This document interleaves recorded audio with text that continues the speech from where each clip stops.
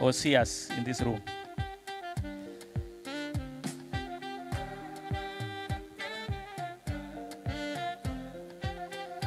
I hope they can hear us, right? I believe they can hear us.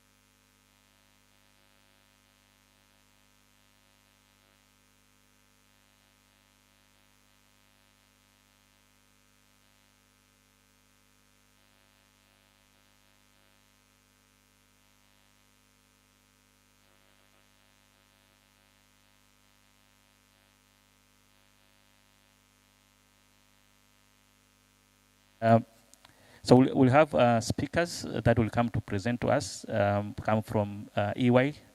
So when the right time comes, they will introduce themselves. Also, we have a panelist that are going to share with us some thoughts about the budgets, what really transpired.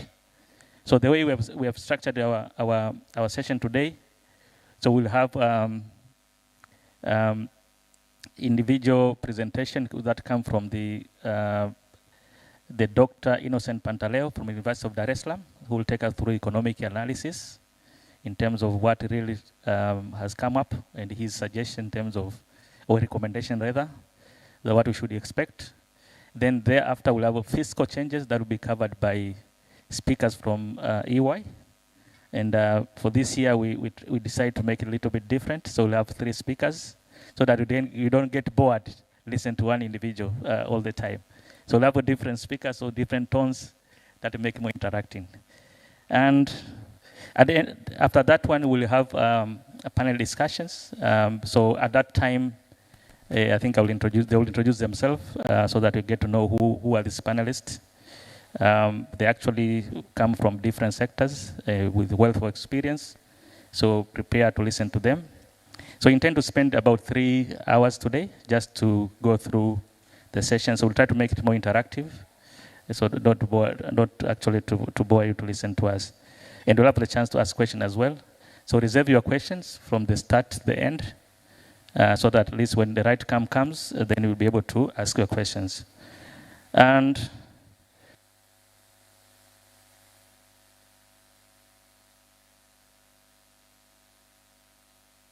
I don't know what happened to Mike. I think for me, before I welcome the first presenter to come to the stage, I just want to say a few things before we start.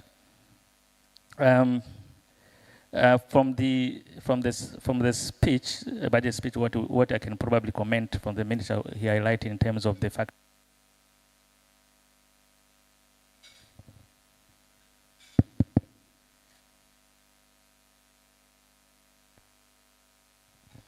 I don't know what's wrong with this mic.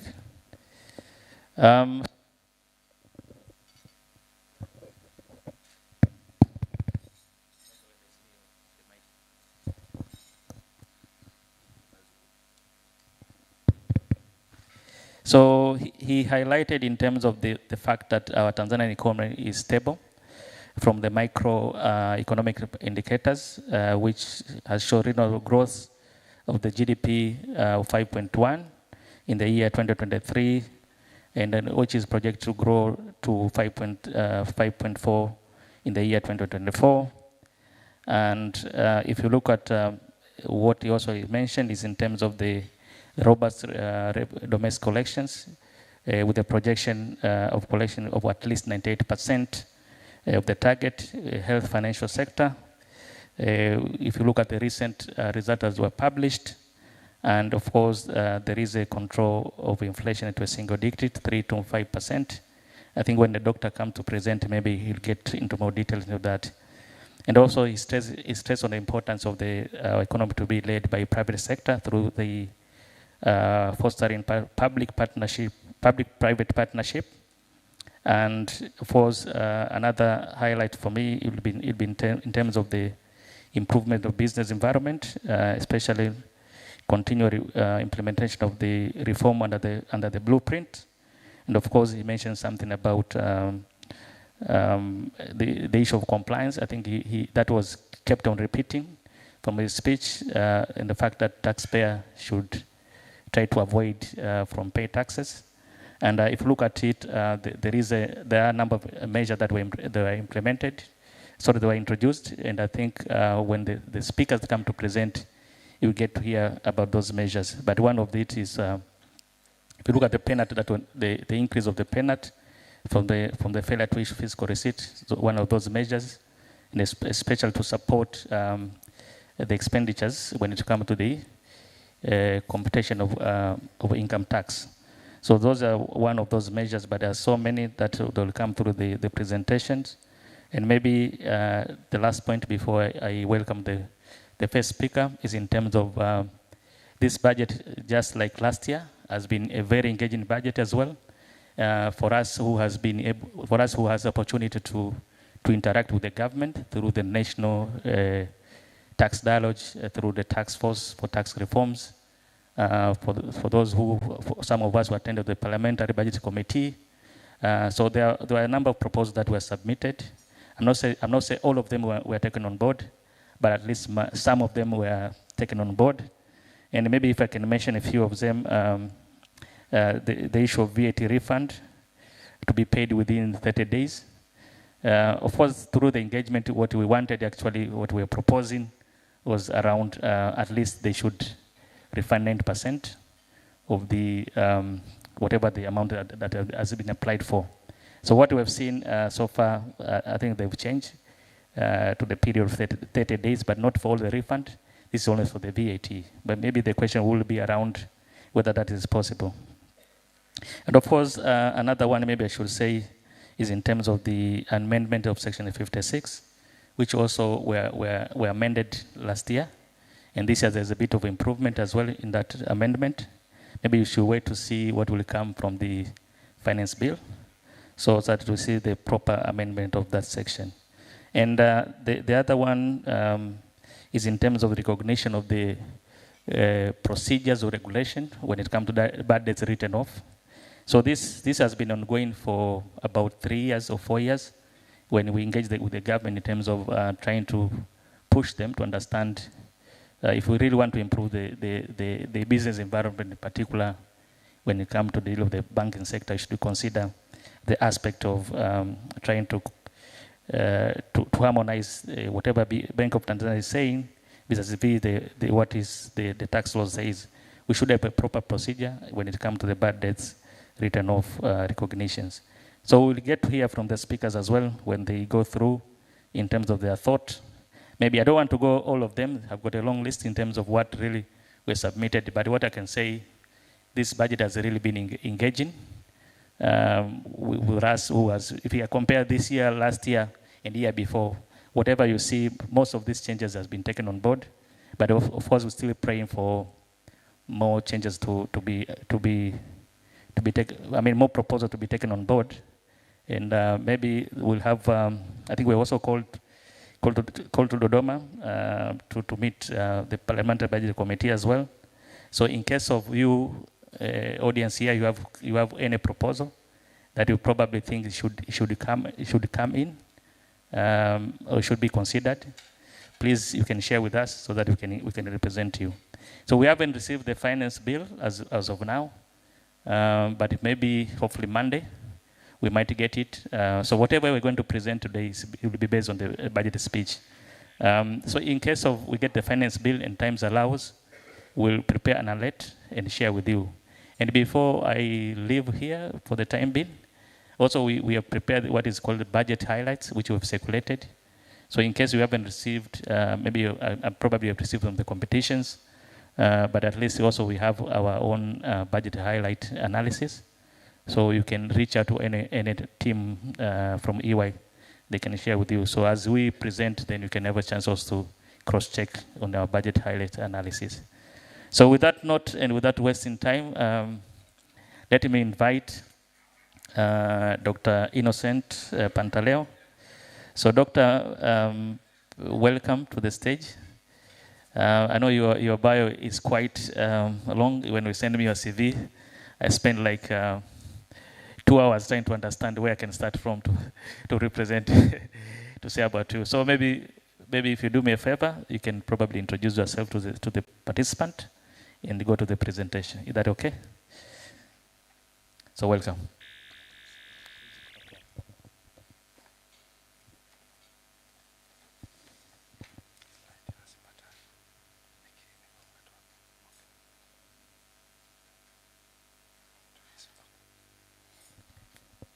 Yeah, good afternoon. I'm Innocent Pantaleo, currently the head of Department of Economics at the School of Economics, University of Dar es Salaam, but also a senior lecturer of economics at the Department of Economics, University of Dar es Salaam. Also a coordinator for the Center for Behavioral Studies, which is under the School of Economics, University of Dar es Salaam. Have been engaging in a number of activities with the public sector, private sector, but also with a non-government organization, especially on tax advice and public expenditure advices, but also on project appraisals. So in summary, this is what describes my CV, but also I worked with the Minister of Finance as an economist, sometimes back. Then I shifted to the Central Bank of Tanzania as economist, also sometimes back. I worked with the United Nations Development Program, UNDP, around 2010. And then I came back to the university as a lecturer. So for today, I will just take you through the general highlights of the economy and what I see in the budget frame, also in what has been presented and what I think they are the issues. But this is a discussion session rather than a question and answer session. So within my presentation, I pose some few questions which can guide us in some of the discussions. Yeah,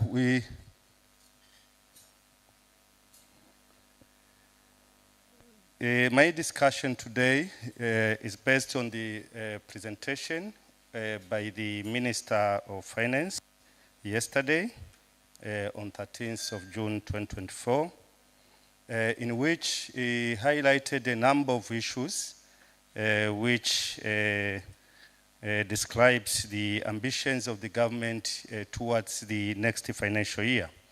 So my presentation dwells on the general highlights which were presented by the Minister, but also by the Minister for Planning on what are the issues and the trend of the economies of now, and then I pick from there to see what the budget frame tells us. So in a brief, yeah, we understand that the world has been facing a number of economic downturns within the past 5 years. But altogether, when you look at the statistics, Tanzania has been somehow stable and not disrupted much in terms of the economic statistics. So what we can say is that the economy of Tanzania has been somehow very resilient and resilient to some of these issues. But the weather calamities which we have been witnessing in the past few months and years, and also the Ukraine war has brought some challenges to the government and some unexpected expenditures which however, has been tackled well by the government. So when you look at the general statistics compared to other countries, the inflation has been planned for these years to be in a single digit, which the country maintained. When you look at the headline inflation, has been stable at 3.1%, and the core inflation has not been changing so fast, and remaining at 3.9 for the past few months. And this has been attributed by stability in the food price changes, whereby we have been witnessing somehow good flow of food products within the country, which has not been affecting the food inflation. So since the food comprises much of the weights of the inflation index, then the stability in the food prices has resulted into some of these statistics we are seeing. And when you compare with our neighboring countries, like within the East Africa and SADC, we are doing better in terms of inflation. And so there's no much challenges which we can get alerted as a country to say that maybe something needs to be taken care of. When you look at the lending rate, it changes, it has changed, and it has decreased slightly from an average to an average of 15.42%, from 15.91 in the same period last year. And the negotiated lending rate also remained unchanged. Now, this is an issue which I wanted us to see. You look at the percent. For a country which wants to stimulate the working of the private sector, it seems very high still, because if borrowing at 15%, and within a country where you have to return back or to pay back within the first month of borrowing, then this is very high. So this is something which I wish the government would have been looking at, because when we want to take our economy to be driven by the private sector, this is an area which we want to look at very critically as to how can we reduce the lending rate to the level which is which attracts people to invest more. But when you look also at the foreign exchange reserve, we are not doing very bad, despite all these challenges we have been seeing in terms of foreign exchange. We, as a country, still in the targeted months. This year, they have witnessed 4.4 months of import reserve, but the plan also and the target is to be within the same 4 months of import. So this is very important statistics for the stability of the economy. But also, when you look at the growth rate, this year we have witnessed the economy growing at 5.1%, an increase from 4.7%. And the target, the government is still ambitious that despite all these other issues, we can still manage to go to up to 5.4% in the coming financial year. So these are the general targets which the government sets aside when it was looking at how it intends the economy to look like. So when putting up the budget, we see that the government has been informed by a number of documents, including the Vision 2025, which ends next year, the 5-year development plan, the third 5-year development plan, the African Development Agenda 2063, the Sustainable Development Goals, and the East African Vision 2030. All these documents guided the priority areas and the areas of interventions the government should put through. So what are the key budgetary focus according to the speech by the minister yesterday? What I saw first is more intention of more engagement of the private sector in the growth agenda. So when you look at different tax intervention, different public intervention, they're geared towards ensuring that the private sector, the domestic private sector works properly and contributes to the development agenda. But also when you look at it, the government intention is like putting up import substitution that will reduce importation of different aspects and promote growth of some of these private sector industry, which will cover the gap that emanates from importing more. So the decision intends to tap from the advantages we can get from having a vibrant private sector. And this includes more employment, more tax revenue, also stability in the exchange rate. So if we reduce dependence of the importation, then we can create some stability in some of these aspects. And we have seen a lot of changes in different sectors, including the livestock sector, including in agriculture, the mining, manufacturing, a lot of aspects of tax changes has been proposed to assist in having a vibrant private sector, but also reducing the competition from the imported products. But also within the speech, we have seen the intention of the government towards improving the issue of local content, especially in the procurement process.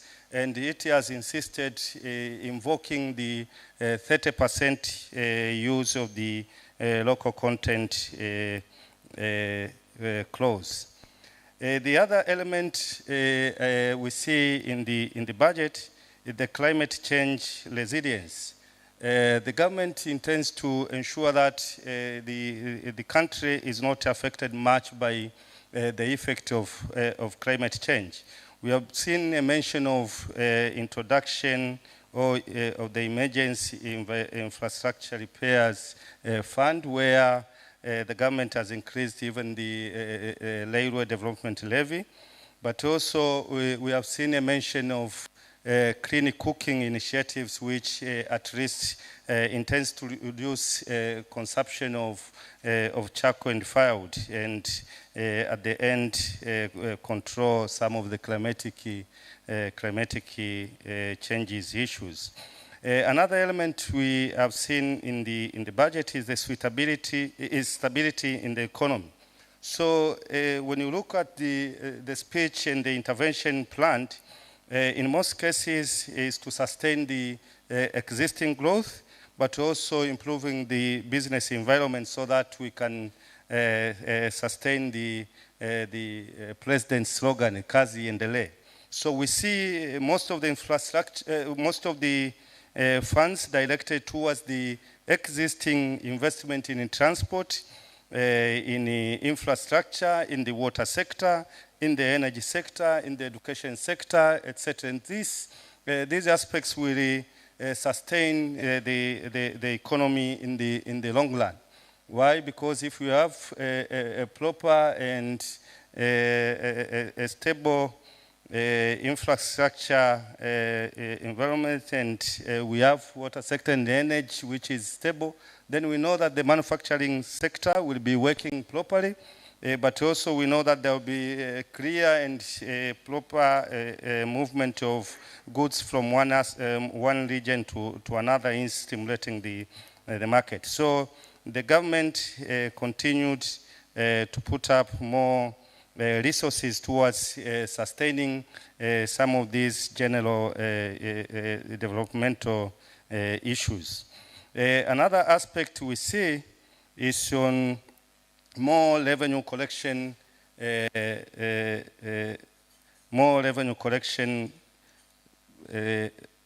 changes or measures. So we see measures to increase the use of the electronic fiscal devices and some penalties and insistence. And we also see some measures to promote the use of electronic payment systems, but also the retention scheme to some of the government parastatals that used to be seeking for permission to use some of the collected funds from the Paymaster General. So there have been some of these changes to stimulate and streamline the expenditure process, but also the revenue collection process. We see later in the budget frame that currently the domestic revenue collection can only finance recurrent expenditure. It cannot even finance a single shilling for the development expenditure. So the government needs to continue putting up more effort which will increase the domestic revenue and reduce dependence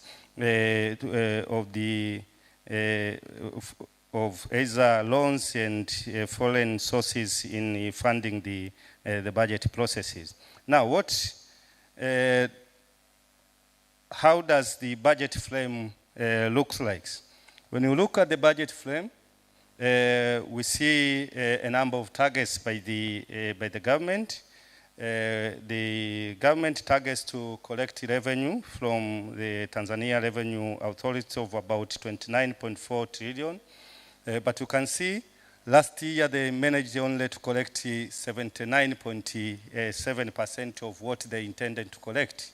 So the question is still there.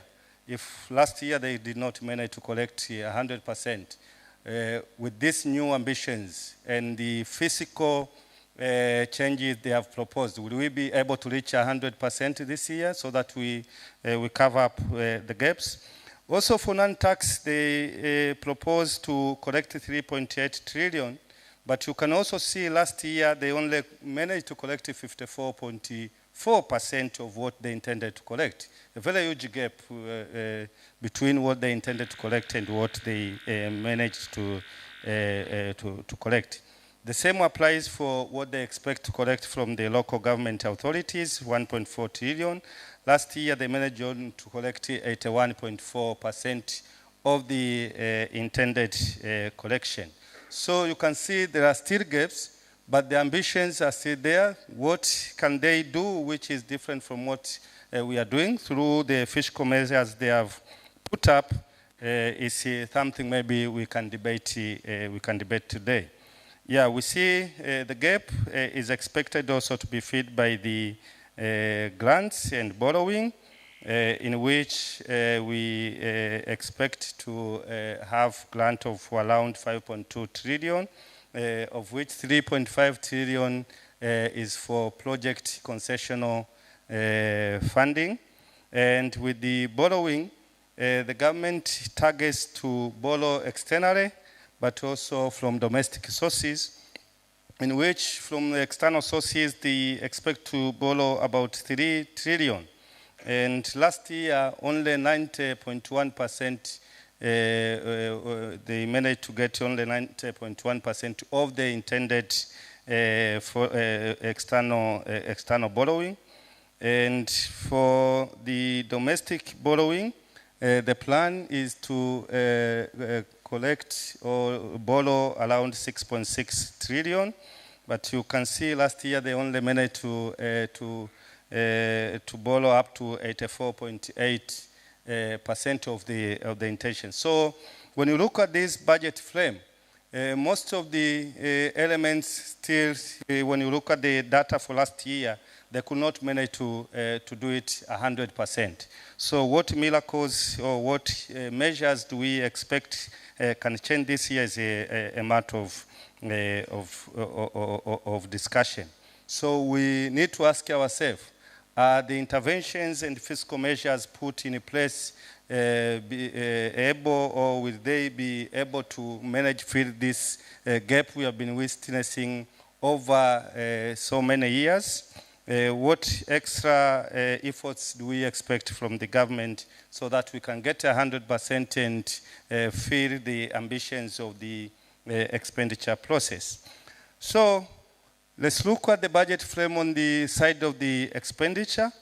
When you look at the targeted expenditure, the government intends to spend almost 5.5 trillion on interest payment, both domestic and external, but also around 7.5 trillion for amortization, domestic and external. And out of this, 4.4 is the rollover.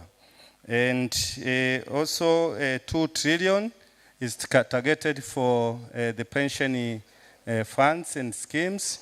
And the rest is for other charges as part of the consolidated fund services of 0.6 trillion.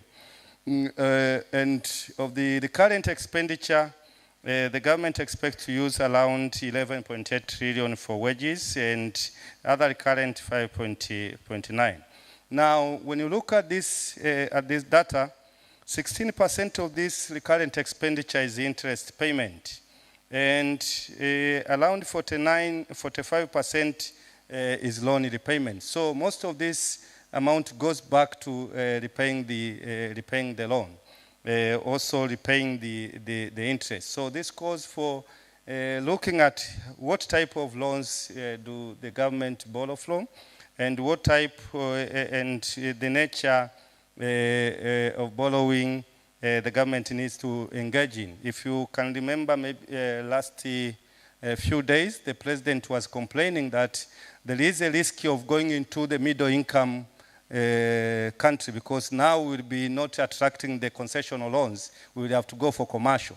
So the government has headache as to whether should they be ambitious towards going into a middle income country, or should they go slow and remain into a lower level income country so that they can get access to these cheaper sources of financing.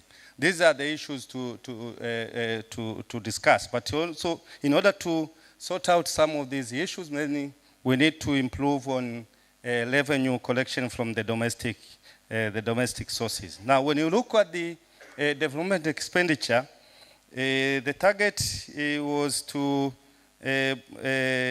spend around 12.3 trillion from local sources in this flagship development expenditure. And most of this is just completion of what has been started some years back. These include the Julius Nyerere hydroelectric power project, the rural electrification project, the higher education loans board, and the fee-free basic education projects. Most of the funding has been directed towards ensuring that this major project gets access to financing. And you can see some of these will create stability to the economy. For instance, if we have enough power, it means we have stable power supply, which will stimulate production in the manufacturing sector, but also in the service sector. And also we expect maybe it can trigger other multiplier effect. When you look at the SGR, part of the projects that attracts more funding, also it will facilitate movement of goods. Of course, in inverted comma, depending on how the feeder loads can come in to feed this electric standard gauge railway line. Otherwise, it can be a very big project without the intended multiplier effect. And with the higher education and fee-free basic education, we are building up the human resources, which now will tap into the efforts that are put by the government to develop the private sector. So when you look at it, this major project carries only 24% of the total development expenditure, and the issue is what will be the multiplier effect of this so that they can stimulate the economy and also affect the revenue collection process. But also, when you look at it, we have around 3.6 trillion as target of the sources for funding financing the development expenditure from foreign sources. Now, when you look at the last financial year, only 80.3% of the ambitions of the government ambitions were financed, and only 87.7% of development expenditure were managed to be financed. So it's also there is a gap as we have seen in the revenue collection part. So we see a lot of ambitions, very good ambitions by the government, but how do they turn up being implemented? It depends on the budgetary outturn of the revenue outturn in that particular financial year.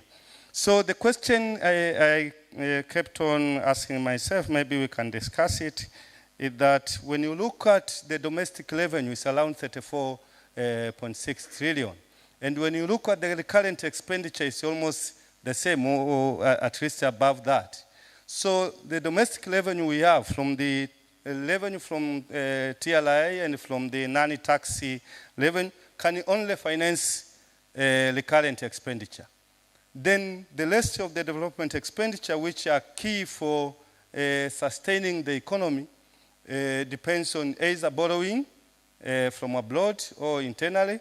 So it cannot be financed by our domestic sources. So this is the issue which needs to be looked at. Because if you cannot finance your development expenditure even for a single shilling, then you are doomed to fail in some of the projects. Maybe that's why we have no option and we end up going for some of the loans which are somehow expensive than we would have wished to do. When you look at the revenue collection, yeah, we see from TLI that the target has been 29.4 trillion.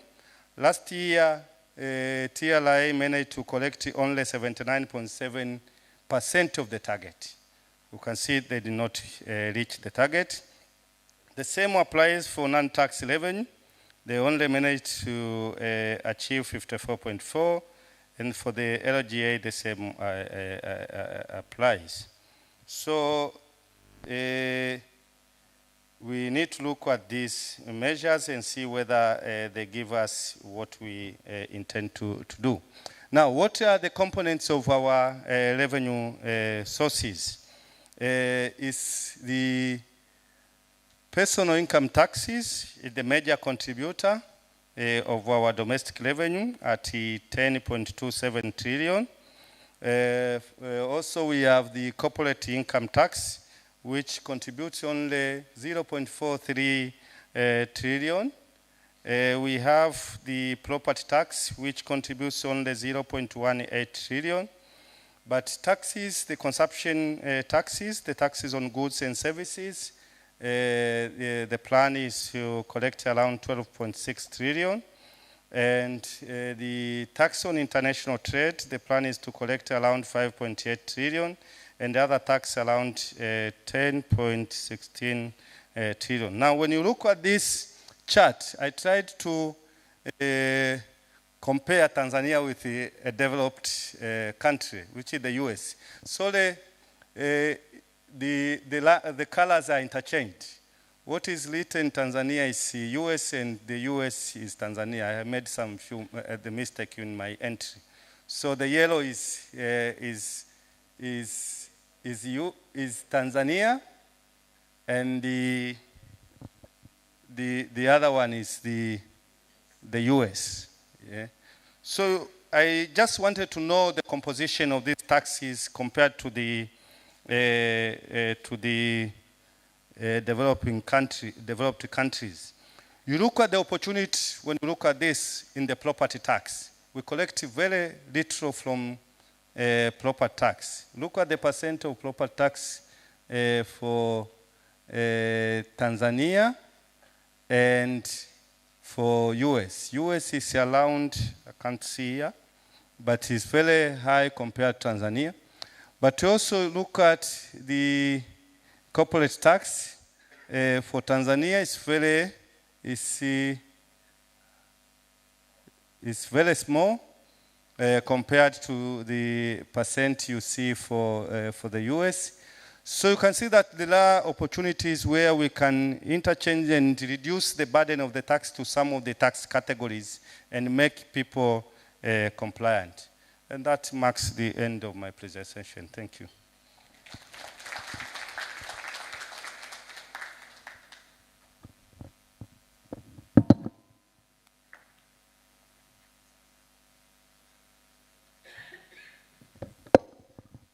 Thank you, Dr. Innocent, for the good presentation.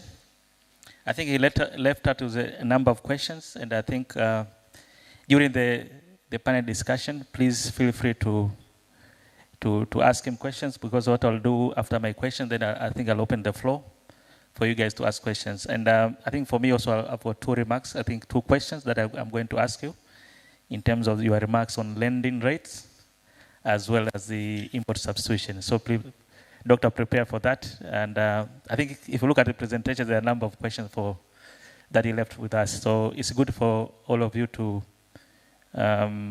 note down and probably think about when it comes to panel discussion. So without wasting time, we move on to the fiscal changes. And as I said, we have three speakers. So the first one, I don't want to, he's a lawyer. The lawyer don't want to be introduced. And I think they're more proudish. So, so I'll call him on stage to come and introduce himself. And you'll understand why I've asked him to come and introduce himself. So Freddie, welcome to the stage.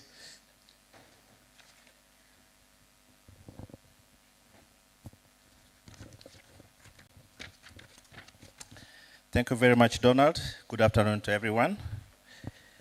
My name is Freddie Rugangila. I'm a senior manager in the tax service line. I'm also an advocate of the High Court of Tanzania.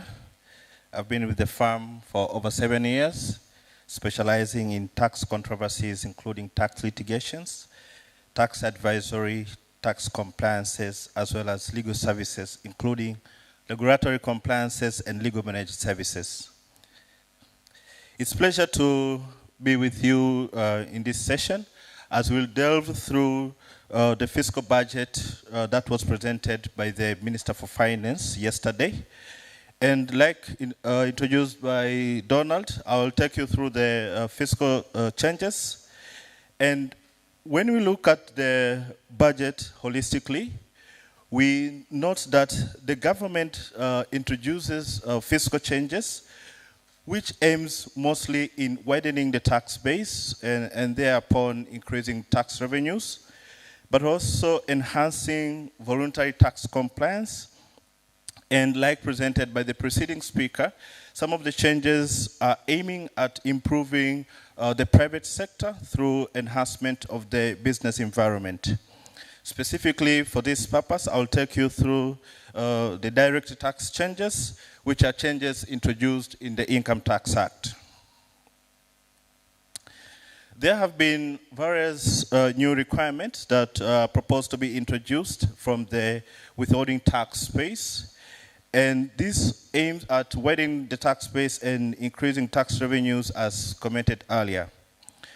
To start, we see the emphasis of the government in taxing the digital economy, where there is an introduction of the 5% withholding tax on payments made by non-resident persons or resident persons to resident content creators. In addition to that, there is also a 3% withholding tax that is proposed to be introduced on payments relating to purchase of digital assets. I'll pause here a little bit to talk about the digital economy. As we have seen in the recent years, specifically from the year 2022, the government introduced a special framework known as the Digital Service Tax to introduce into the ambit of taxation non-resident suppliers of electronic services. When the law was introduced, the focus was mainly on non-residents, but we are seeing now the extension to also cover resident persons. What does this tell us? With the increasing pace of digital transformation, it is very important and crucial for our tax laws and tax policies to also reflect the digital transformations. And that's why we are seeing so many efforts that are placed by the government in introducing the digital economy into the ambit of taxation. Of course, there could be some challenges, especially from implementation perspectives. As the key players in the tax consultants, we are seeing some of the challenges that the Revenue Authority is facing in enforcing digital service tax to non-resident service providers of electronic services. But we believe with the proper legislative frameworks, this will be well initiated and the government can achieve the intended objectives. Another change is the introduction of a 2% withholding tax on payment received for purchase of industrial minerals. But this has some exclusions, and it covers payments made to primary mining licensee or artisanal miner. There's also a proposed introduction of a 2% final withholding tax on payments made by resident entities for purchase of agricultural produce, fishing, animal, and poultry. And this measure, if you may recall, was introduced initially in 2021, but was not operationalized through the Finance Act. I understand in the past it was not welcomed, especially for the small and medium-scale farmers, for instance. And probably we will see much interactions when the budget speech is discussed by the members of the parliament in the coming days, as well as other stakeholders. There's also a proposal to allow for deduction the contribution made by public institutions to the consolidated fund. Previously, this was not allowed for deduction. But also from the exemption perspectives, we are seeing various measures that are introduced by the government to support sector specifics. For instance, there is an exemption for application of alternative minimum tax for entities engaged in tea processing. For the benefit of everyone, alternative minimum tax, this is a special tax charge that is imposed on entities with perpetual and relieved losses for 3 consecutive years, and it is charged at a rate of 0.5% on the turnover of the third year of loss making. So with the exemption of this requirement for the entities engaged in tea processing, this is a commendable move as it supports the industry.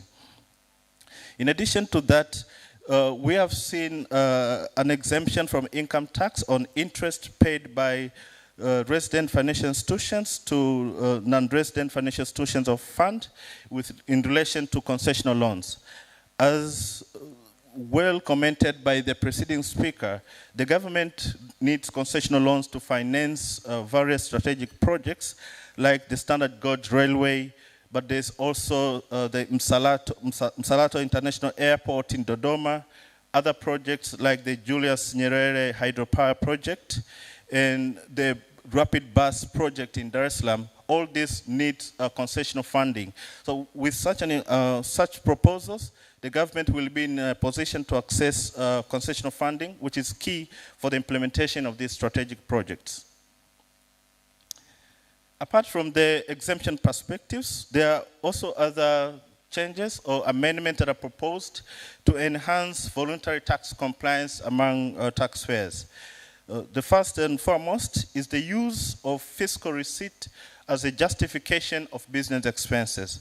And now this one is very interesting because although it is currently being proposed into the law, but from a practical point of view, we understand that the Revenue Authority has been disallowing business expenses that are not justified by fiscal receipt or tax invoices. notwithstanding that this was not a requirement in the law before then. And we have also seen instances where taxpayers were denied an allowance for business expenses, even in scenario where one had valid proof of payment of the business expense, like bank statements or remittance advice, but the mere fact of lacking an EFD receipt was sufficient for the tax authority to deny such an expenditure. So with this one, it assists now to bring clarity, and it will also facilitate compliance with EFD requirement for all our taxpayers. There's also a proposed change in utilization of tax losses from 70% to 60% for entities that have perpetual and relief losses for 4 consecutive years. Now, from the budget speech, this appears to be suggested to be taking place in the 4th year of loss making, although when you look at the current legislative framework, this rule applies on the 5th year. So we await for the finance bill, as commented by Donald earlier on, to see the proper wording for this one, and where we'll comment on the applicability of this rule. There's also a proposal for issuance of regulations that prescribe the procedures for review and recognition of writing of bad debts. This is a very commendable proposal because there have been challenges in the industry, including financial institutions, whereas the current legislative framework provides for certain standards for writing of a bad debt. For instance, for financial institutions, for a bad debt to be written off, it must meet certain standards as set by the Bank of Tanzania. But in addition to that, one has to show reasonable steps that were taken on board to the extent that the debt is not recoverable. The same applies also to other industries. But like the legislative framework says, the justification of reasonable steps is quite challenging, because the question would be, how reasonable is reasonable? It's a very subjective test and would depend on the person dealing with. Now, with the proposal for reinforcement of the procedures, which would provide guidance on the writing of bad debts, this is a commendable move, and it will enhance tax compliance among these entities. We are also seeing the inclusion of institutions dealing with advancement of health services and environmental conservation under the ambit of charitable institutions. And when they categorized as charitable institutions, this would mean that such institutions would enjoy the special tax treatment for charitable institutions. We would see probably when the finance bill will be rolled out, what are these advancement of health services that are curtailed? What are the environmental conservation activities that are taken on board, and the conditions precedent for these entities to qualify as charitable institutions. In addition to that, and last but not least, there's also a change in Section 56 of the Income Tax Act. As commented earlier on by Donald, last year, the Finance Act of 2023 amended Section 56 to the extent of categorizing certain transactions as not falling within the requirement of changing control rules. Among these was the transaction relating to allotment of shares. But unfortunately, the Finance Act did not clearly put the boundaries, because the question were, okay, is it allotment of shares in a resident entity? Is it an allotment of share in a parent entity that is abroad, etc. But with the current proposal, it means that this exclusion would only be applicable to allotment of shares in a resident entity, and any allotment of shares in a foreign entity, either a parent and a company of a resident entity, would trigger change in control rules. That is all that I have for this afternoon, and I'm looking forward for another interactive session during the Q&A session. Thank you all for listening.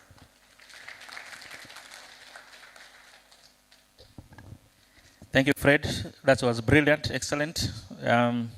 as I said, he's ready for questions. So, so prepare the question for him. And so the next speaker who is going to come on stage is Chiaru Masonobo, who is our Associate Director at our tax department.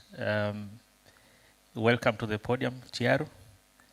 And you can probably add more what I have forgotten in terms of who is Chiaru, so that at least the member can understand. I know a lot of people here know you, but you can probably add what is they don't know about you.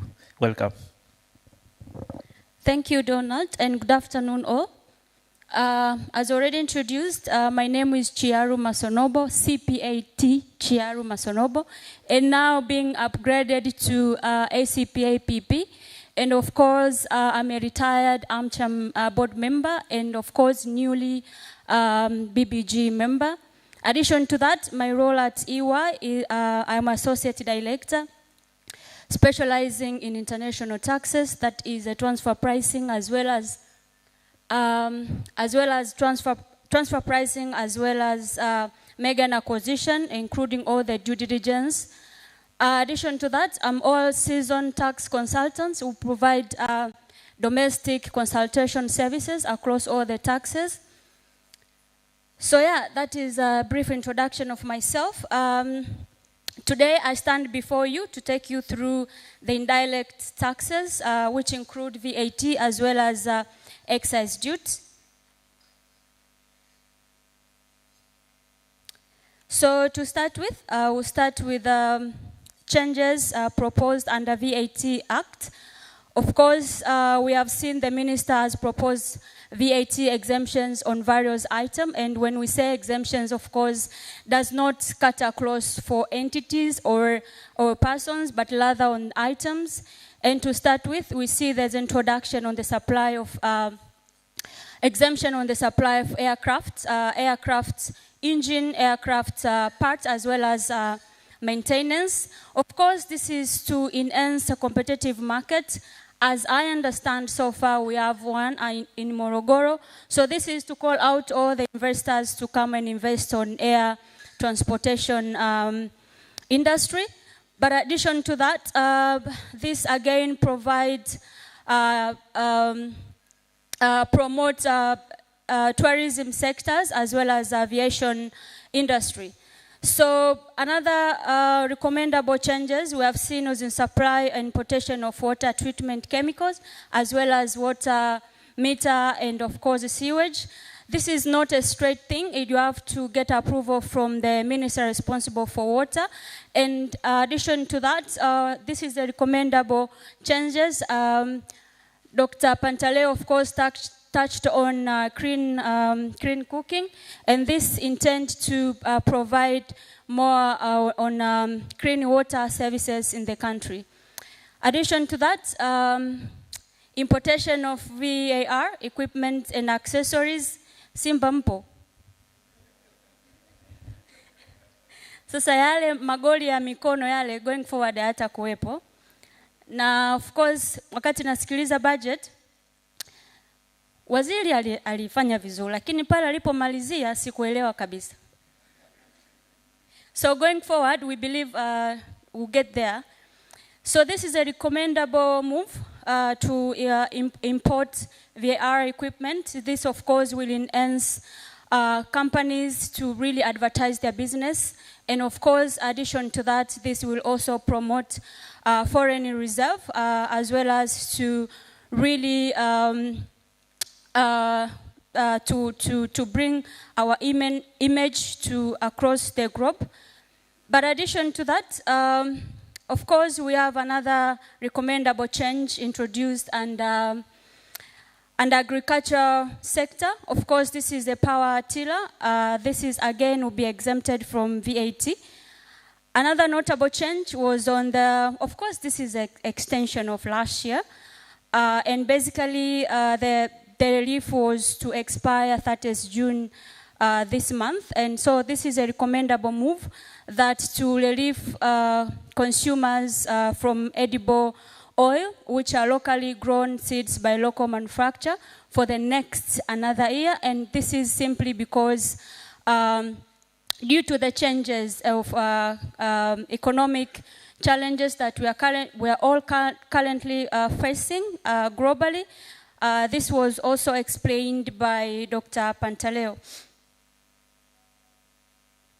Addition to that, of course, we see other proposed changes on the VAT, which zero rates values item. To start with, there's a recommendable change on gold supplied to BOT as well as domestic refinery.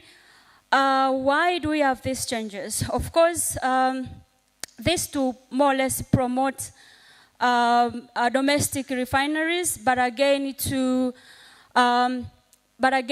curb the issue of dollar deficit. And again, this is it will bring more our economy to speed. So addition to that, we see there's another extension on fertilizer manufactured locally for another year. Again, on the textile product, this is textile product on fabric and garments. Of course, this is to make sure that we, to provide more relief on the current challenges that we are facing on the global economic. Yeah, and of course, we have another changes and VAT on the VAT refund to be paid within 30 days. I'm yet to see or to hear what Kalpe should comment on this. But so far this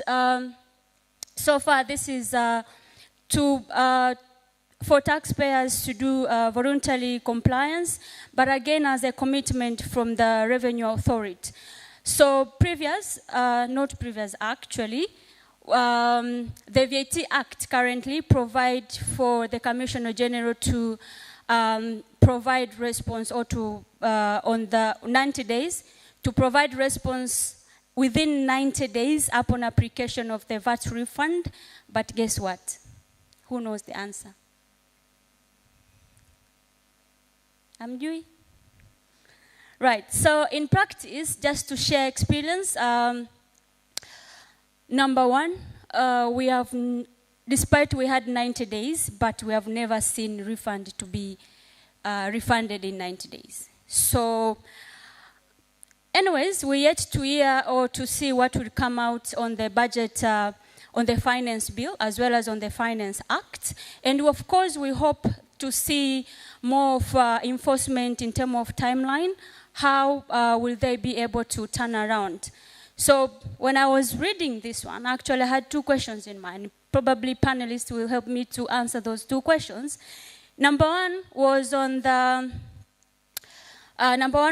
timing, but again, with this result to audit. Yeah, because under any other circumstance, if you apply for VAT refund, the next thing will come is the audit. Yeah, so now will that mean that will be straightforward when you apply, because 30 days is not enough for them to come to do an audit. Yeah.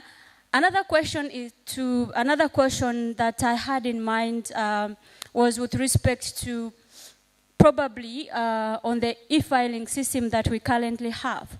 Will it be efficient enough to make sure that everything is captured and for them to be able to turn around in that short period of time? So those are two questions. Probably we can discuss more on that. Another recommendable changes that we have seen is on aborigine exemption on supply of precious metal, gemstone, as well as precious stone at refinery.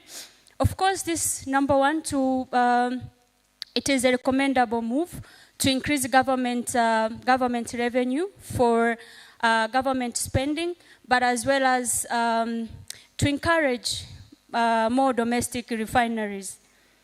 Another recommendable changes or proposal to this case, or supply and importation of agriculture implements. This include spades and shovels as well as mattocks and picks. Sasa swali langu watoto 2000, mnajua sululu? Mnajua sululu na chepe? I don't think so. Right.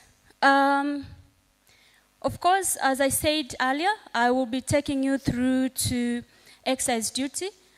Excise duty number 1, excise duty was introduced to, with the aim of widening tax base. So the minister has proposed various changes, but for the purpose of this discussion and based on the time, we'll touch based on the few items, and we hope that for you guys to read our budget highlight, synopsis, kwa tumewachia homework kidogo. And our budget synopsis can be accessed through our EY platform, including LinkedIn, and of course EY platform. So karibuni sana. Addition to that, of course, the major or main proposal we have seen. So the minister proposed to insert a provision on ETS regulation of 2018 that requires manufacturing license to be issued to the person licensed to manufacture of excisable goods once the manufacturer have installed ETS and machine, as well as to make sure that the factory has begun production. So meaning that going forward, you will have to get ETS certificate, license, so to speak. But again, this is to can all agree before introduction of ETS, there was a loss of government revenue in terms of exercisable goods. But due to the introduction of ETS, we saw a lot of changes. But addition to that, not only from the government point of view, but as well as from domestic manufacturer, this will protect the counterfeit of the goods. So that's a good move. Addition to that, of course, there are some other areas that the minister proposed to widen the tax base. Now, we have seen that introduction of 10% on the gaming industry. And number 1, of course, we have seen 10% being introduced on the value of stake on betting, gaming, national lottery. And of course, this is being currently ring-fenced. The amount will be corrected and remitted to the Universal Health Insurance Fund. This is, of course, to enhance health services industry, but again, to make sure that everyone can afford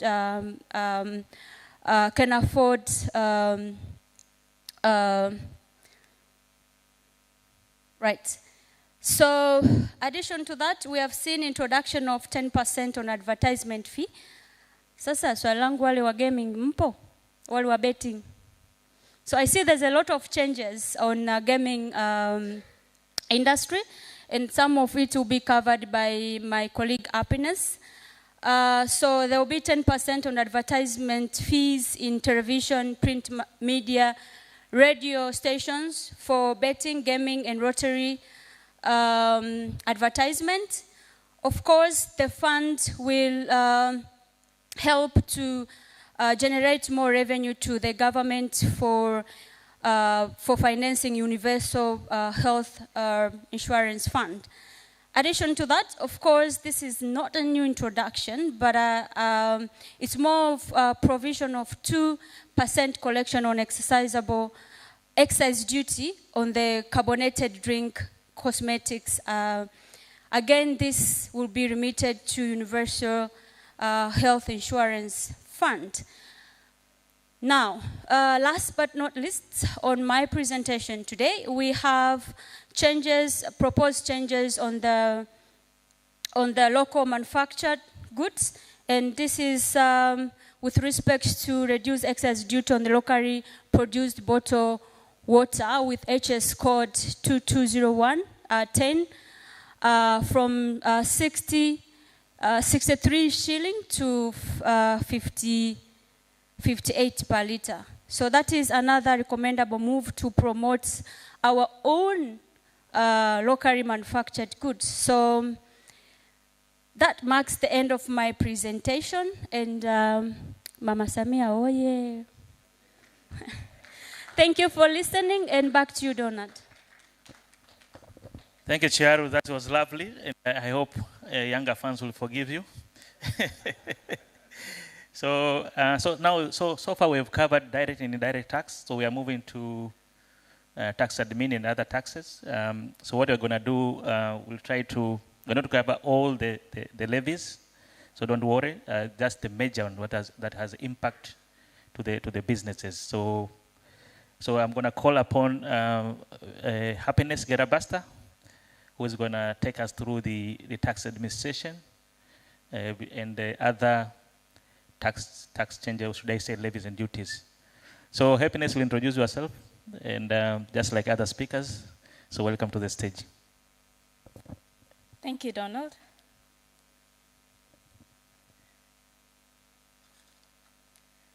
Good afternoon, ladies and gentlemen. My name is Happiness Garabasta, as Donald introduced me. I'm a tax manager, and I specialize in international tax, particularly transfer pricing.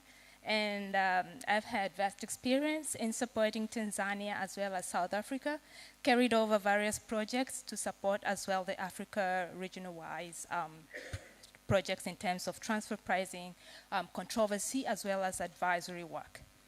So I am truly honored to take you through the proposed changes on Tax Administration Act, as well as other taxes. To start with, these are still proposals and generally are subject to discussions by the Member of Parliament, as well as approvals from the members of the Parliament and the President himself.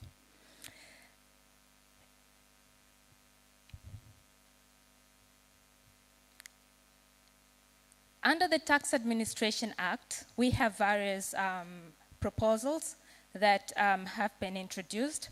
I can start with the introduction of the empowerment of the tax ombudsman towards as well hearing and also addressing complaints that are with respect to tax decision. Just to shed some light, the tax ombudsman is an independent office that has been introduced to deal with the complaints between the taxpayer as well as the administration of the revenue authority.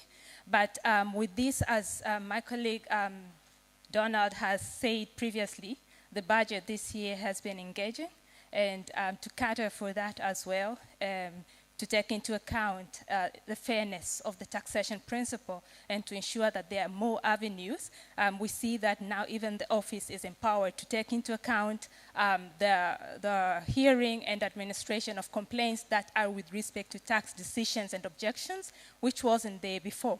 And looking into this, it's quite interesting to also figure out how it can come into place. If you note that the tax dispute resolution framework at the moment only caters from the audit stage to the objection and then to the appeals. Now, with this change, that also the tax ombudsman can be able to hear and address these complaints. I'm keen to see how this can be taken into account and it can fit in without bringing in any confusion. And perhaps the rest of the panelists and in other discussions, we can at least brainstorm through that, perhaps what's going to happen. We have other changes as well, as you can see, under the Tax Administration Act to increase the currency points from 15,000 shilling to 20,000 shilling. And this generally, the proposal is to safeguard the government revenue.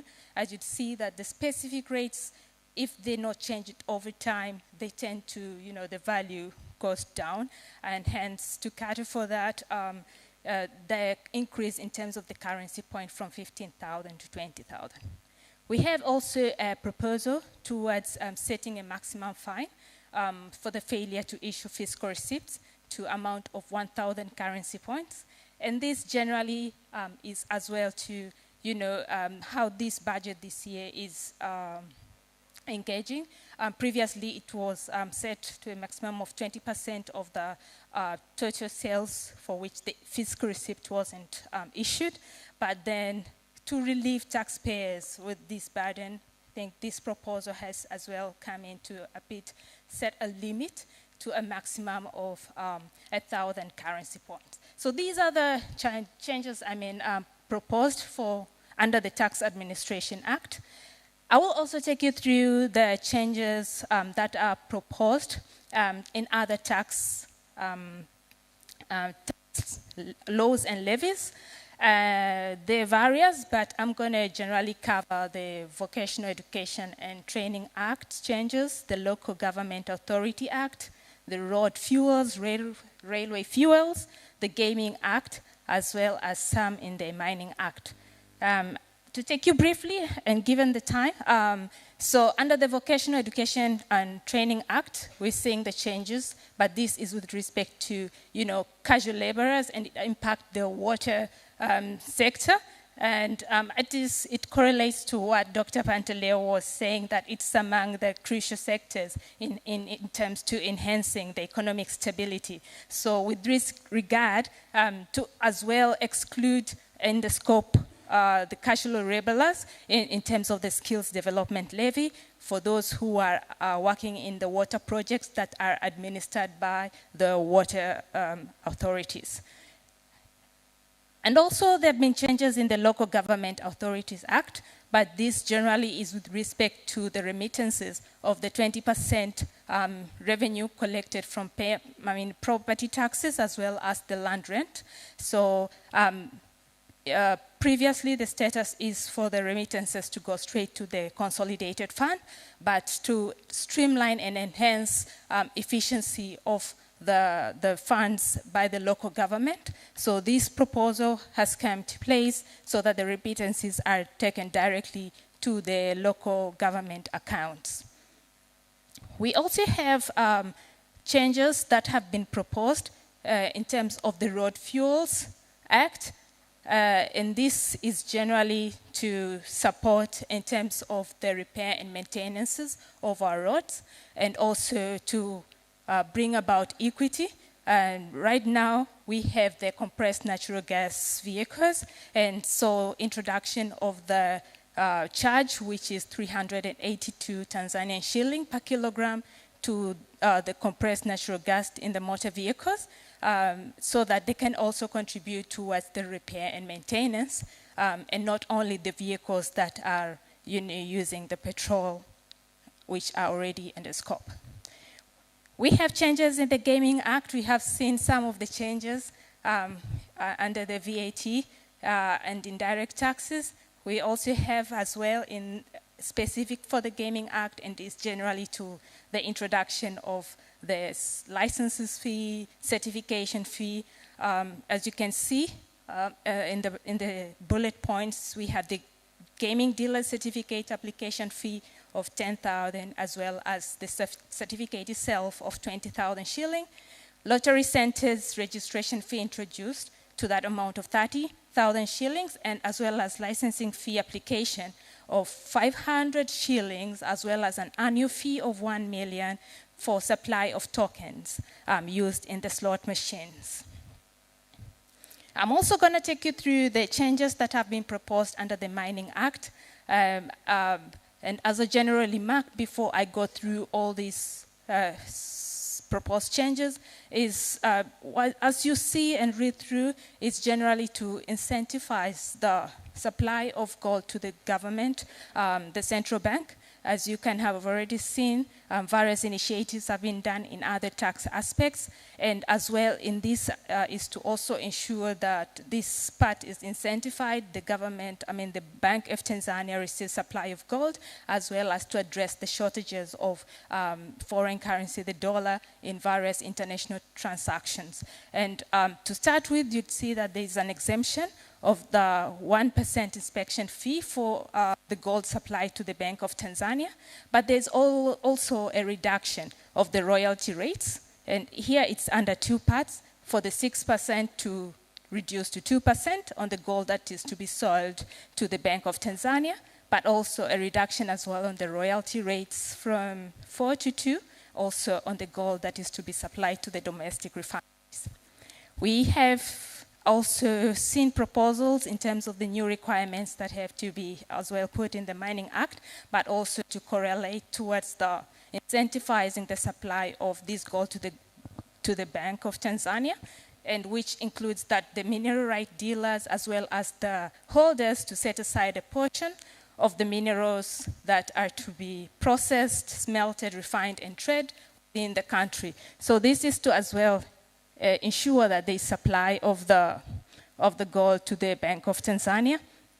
But if you read through and you see the speech from the minister, it's actually this aspect wouldn't cover the mining companies which have agreement with the government to support in the mining projects, but it's something that can be endeavored in the future.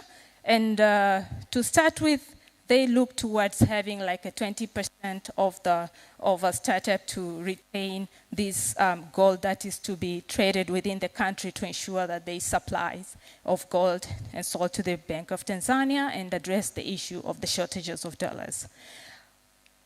And to finalize on the changes proposed in the Mining Act is as well recognizing the Bank of Tanzania as a statutory gold dealer. And this is now to ensure that there is a seamless execution of all these changes by, streamlining the BOT Act as well as the Mining Act so that there is seamless purchase of the gold. Again, this is almost similar. We have the Railway Act proposed changes, and generally, also Dr. Pantaleo in his presentation, he talked about it. So it's there was an increase of the 1.5% CIF value to 2%, and the intention generally is to ensure the support in terms of the repair and maintenance of the railway infrastructure. Perhaps most of you have already seen today there has been a commercial launch of the first trip of the SGR. People went to Morogoro, they used only 114 minutes. Perhaps some of you were in that train as well and already back by now. Yeah. We have also another change in terms of the motor vehicle, and this is to accommodate the technology developments. We have electronic motor vehicles, so as well to include them in the vehicle registration fee so that they can also be paid. I'm going to finalize with the last part, of which changes that are under the Ministry of Natural Resource and Tourism. And generally, the proposed changes here is to ensure that the Tanzania currency is used. As you can see, there's an amendment of, the payment of the business tourist license. Now it's not in US dollar, but in Tanzania shilling as a proposed change. And also the reduction of the Tanzania tourist business license, which is generally paid by the agents who are involved in the mountain climbing for US dollar 2,000 per annum to 3 million per annum. So as you can see, this is also to ensure that there is compliance with the central bank requirement that all purchases right now should be done and paid in Tanzanian shilling, not only for the tourist sector, but I think for all transactions going forward. And with that, I would like to thank you for your time to listen to me, and I'm quite interested to see the next session, very interested for me on the panel's discussion and the QA. I take it back to you, Donald, for the next session. Thank you.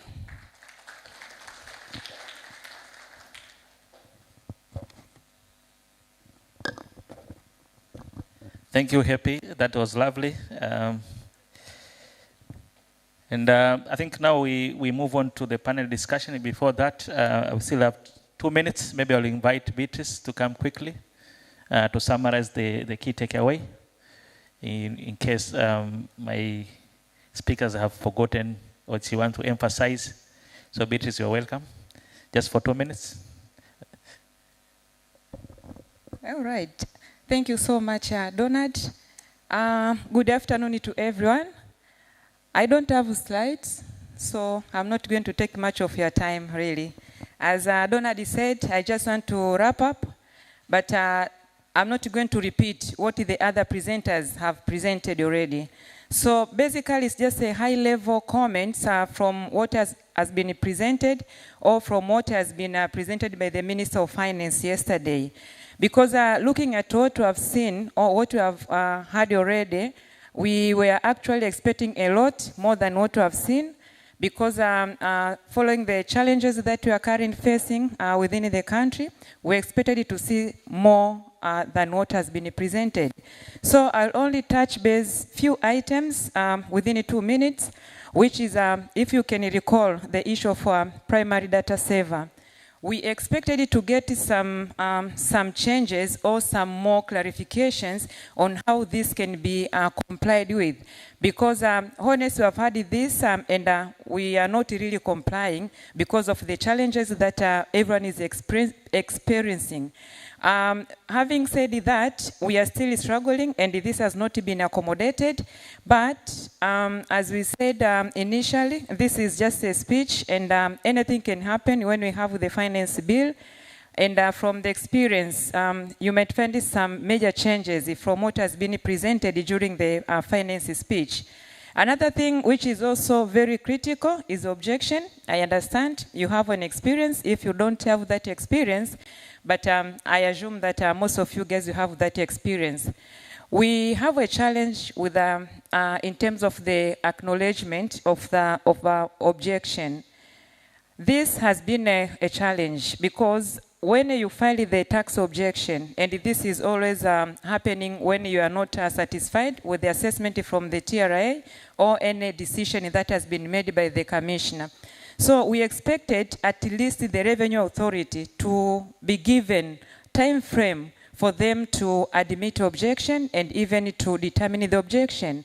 Otherwise, what I would think is if they can't do that, then at least if they don't respond within a certain time period, because if I recall last year, we had a proposal for the Revenue Authority to conclude or to admit the objection within 14 days, but that did not go through. So if you look what Zanzibar is doing, for them it's very straightforward. You have submitted the objection within 90 days, has not been attended, then automatically the objection is being confirmed in favor of taxpayer. So based on the objection, then the objection you have filed, then the same will be determined accordingly. The other issue, I think it was covered by Chiaru, if I'm not mistaken, on VAT. The other thing I would say, instead of saying 30 days, because you have an experience, we don't get this, or taxpayers, they don't get this refund within the time frame given by the tax laws. So, to be fair with the taxpayers, then I would assume that once this number of days elapse, then a taxpayer should proceed, or the Revenue Authority should proceed to refund the amount of which has been claimed with the Revenue Authority. Because what is happening now, you are not getting any response and it takes time forever and you don't hear anything from the Revenue Authority. So to be fair, then they could consider as well, the taxpayers, that you have already submitted your refund application. After 30 days, then it has to be deemed acceptable and then you get your refund. The last item, it's TRA audit procedures. TRA audit procedures, we don't have the, from the legal point of view, like how long should it take for the Revenue Authority to conclude their tax audit process. And what is happening from the legal perspective as well, you'll see taxpayers, they have the time limit to respond to the tax audit findings, either to submit objections, everything. But the other side, they have almost all the time. So again, we were expecting as well, because I had a discussion with one of my clients, it was yesterday. He was audited from the year 2018 up to 2022. So it was like he was not prepared, and when I was discussing with him what happened, then he said, you know what, Beatrice, I didn't expect this to happen, because they have been coming, collecting information, then they disappear. The first year, second year, third year, until fourth year. And now when they came, I also expected the same. But this time was different.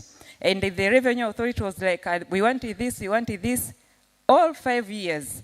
And then we assisted them. My point is, if there is a time limit for the Revenue Authority as well, by when they are required to conclude the tax audit, then I think that it should also be suitable for taxpayers as well. But as long as this is being left out forever, it only works on one side, I see it is, it's a challenge. So we also expected something like that from this budget speech. However, as we said, always we get some changes. Let's see what will happen after we have received the the finance bill, even in the Finance Act. Because anything can still happen, and from experience as well, always we see some major changes between what has been presented and what has been finally concluded as Finance Act. Thank you so much for listening, and back to you, Donald. Thank you, Beatrice, for those additional comment. So now we move on to the panel discussion, and can you put the screen up? So this is our panelists. I'm going to call them to come to the stage. So I'll start with Isaac Lupokela, the Chief Financial Officer at Asota Mining.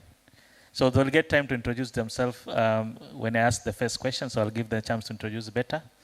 So Isaac, come to the stage. You can sit close to me. This is my seat, so yours is the next one. So the second panelist to come to the stage is Silansi Mbena, who's the head of financial market from Standard Chartered Bank, Tanzania. Or you have moved to Nigeria? Not yet. Welcome to the stage. So the third panelist to come to the stage, as she come to take this, is Mr. Kapleshi Mehta, who is the non-executive director of Exim in the Alliance Insurance Tanzania Limited. He has so many titles, and I can't remember all of them, but when you get the time, we'll introduce yourself so that people can understand better. Have a seat there. And the last one, this is on purpose, is Dr. Innocent Panteleo, who's a lecturer and the head of economics department. First, for him, he doesn't need to introduce again because he did it when he was presenting. So Dr. Innocent Panteleo, come to the stage. So are you ready? So how should we do this? Should we ask for question from the participant? Okay, so that is fine. So let's go straight to the panel discussion, and without wasting time, as I said, you are going to introduce yourself with the exception of Dr. Panteleo. So Isaac, maybe I give you a chance to introduce you better, and while you introduce yourself, maybe you give us your views, just highlight without repeating what maybe Dr. Panteleo said and other speakers. Do we have other mics? Give it to Isaac. Start with Isaac. Thank you very much, Donald, and good afternoon, everyone. Good afternoon, everyone. I think, Donald, you haven't been fair in terms of gender balance. I thought you would have let the only madam in the panel to start introducing herself. I don't want to be disrespectful. So if you don't mind, may I pass over the microphone to her? Okay, that is, right. I agree, Isaac. With all due respect. Yes. Thank you, Isaac. Thank you, Isaac. Good afternoon, everyone. The voices are so low. Good afternoon, everyone.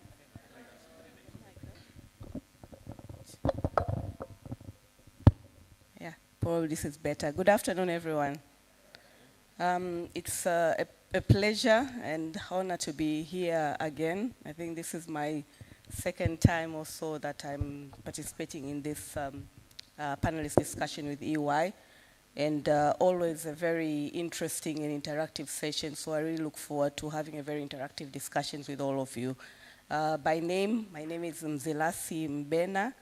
I head the financial markets department within Standard Chartered Bank, Tanzania. I've been in the banking industry or financial service sector for over 15 plus years, or 20 years, I would say. And clearly, I've seen a lot of transformation that has happened within the sector, and clearly very happy to be here and to have this opportunity for this discussion. So thank you. Thank you very much. Now I can proceed. So my name is Isaac Lupokela. I am the CFO of Sota Mining Corporation, the developer of Nyanzaga Gold Project.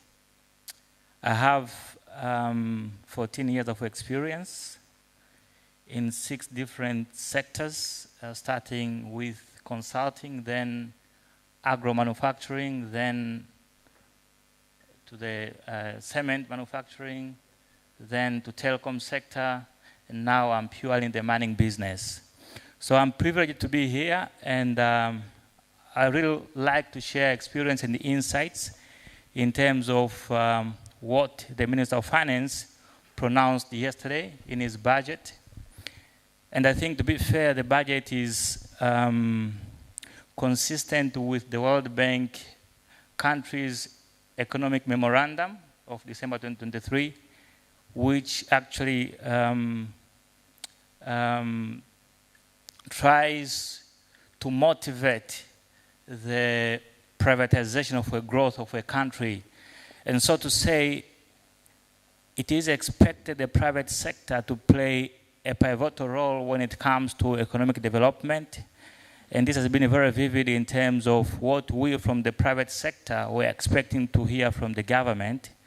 And I think most of us were not prepared with some disruptive tax changes or proposals.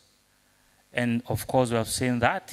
The changes that have been proposed are not disruptive in our businesses.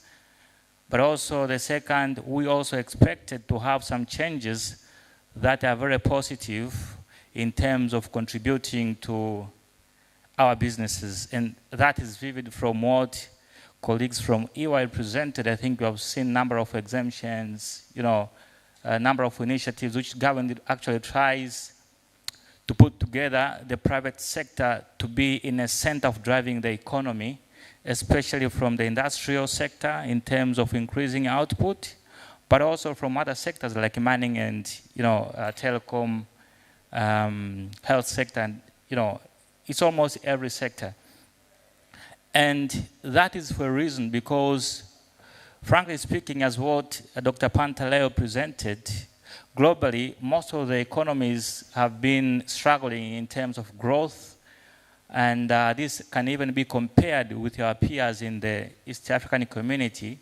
Tanzania is one of the very vibrant and well-performing economy. And I think this is consistent with all the fiscal and monetary policies that are being put in place to ensure that the economy prospers. So that's an overview of my reflection towards what has been presented by the Minister yesterday, and also colleagues from EY. Thank you, Isaac. You can pass the mic to Mr. Kaplesh. Thank you very much. A round of applause for a true gentleman, Isaac. To start with, introduce myself. I'm a full-time married man with my wife and 3 girls. So I'm a full-time married man, committed, and my day job is Oryx Energies. So I look after Oryx Energies and lubricants business, and apart from that, I sit on the board of Exim Bank, Alliance Insurance, was on the board of IST, the school, British Business Group, Chair. Congratulations for joining BBG, and various other sectors. So it's a privilege to be here today. EY has been very close to me. I've been with EY for a very number of years. So thank you very much, Donald, for having me here today. Talking about the budget that we said, Isaac mentioned it's a private sector letter, and you mentioned a private sector letter and non-disruptive budget. So I think the expectation, being a private sector, I think we had too much expectation to see that how do you fuel the economy to the growth that is expected? If you look at historically, Tanzania has been growing between 6 and 7% before COVID, has been consistently 6 and 7%. During COVID, we went to 3.5%, we edged up to 4.2%, and then recently the expectation for next year is 5.4%. So I think if you look at the growth of the nation is going at 3.2% net, 62 million population, a young population. So the growth expectation for the country it's happening is very quick. And if the private sector led is to support the nation, then I think the expectation on the growth was much more. So there should be more incentives or growth factors that can attract more investments coming in Tanzania. So I think the expectation was more. Having said that, what the minister presented yesterday, what I would call is a sustaining growth budget, changing here and things but nothing really major fundamental change from last year. Moving budgets from health and excisable commodities, the health, the cigarettes and all these things into the health. So shifting a little bit here. Some new, like gaming tax, the soft drinks, the beer, the cigarettes, all that money will go to health, rightfully. But nothing new fundamental lines of growth that we could see. So we look forward to having the conversation today and see what we can unpack more about the budget that we had yesterday. Thank you very much, Donald.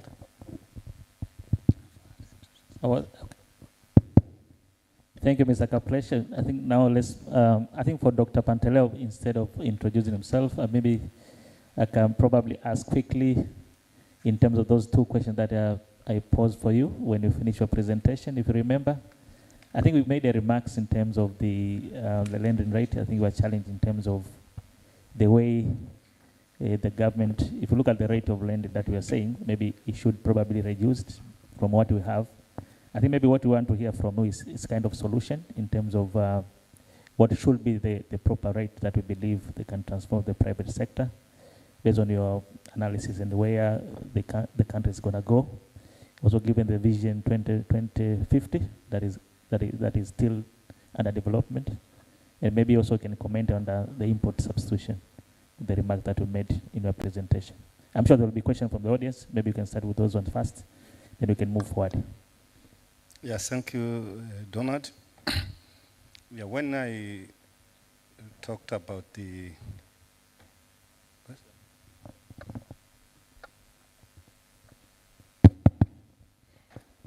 I have some those problems. I've been having flu in the past few days, so the voice is coming up now. Yeah, when we talk of lending rate, when I was commenting on that,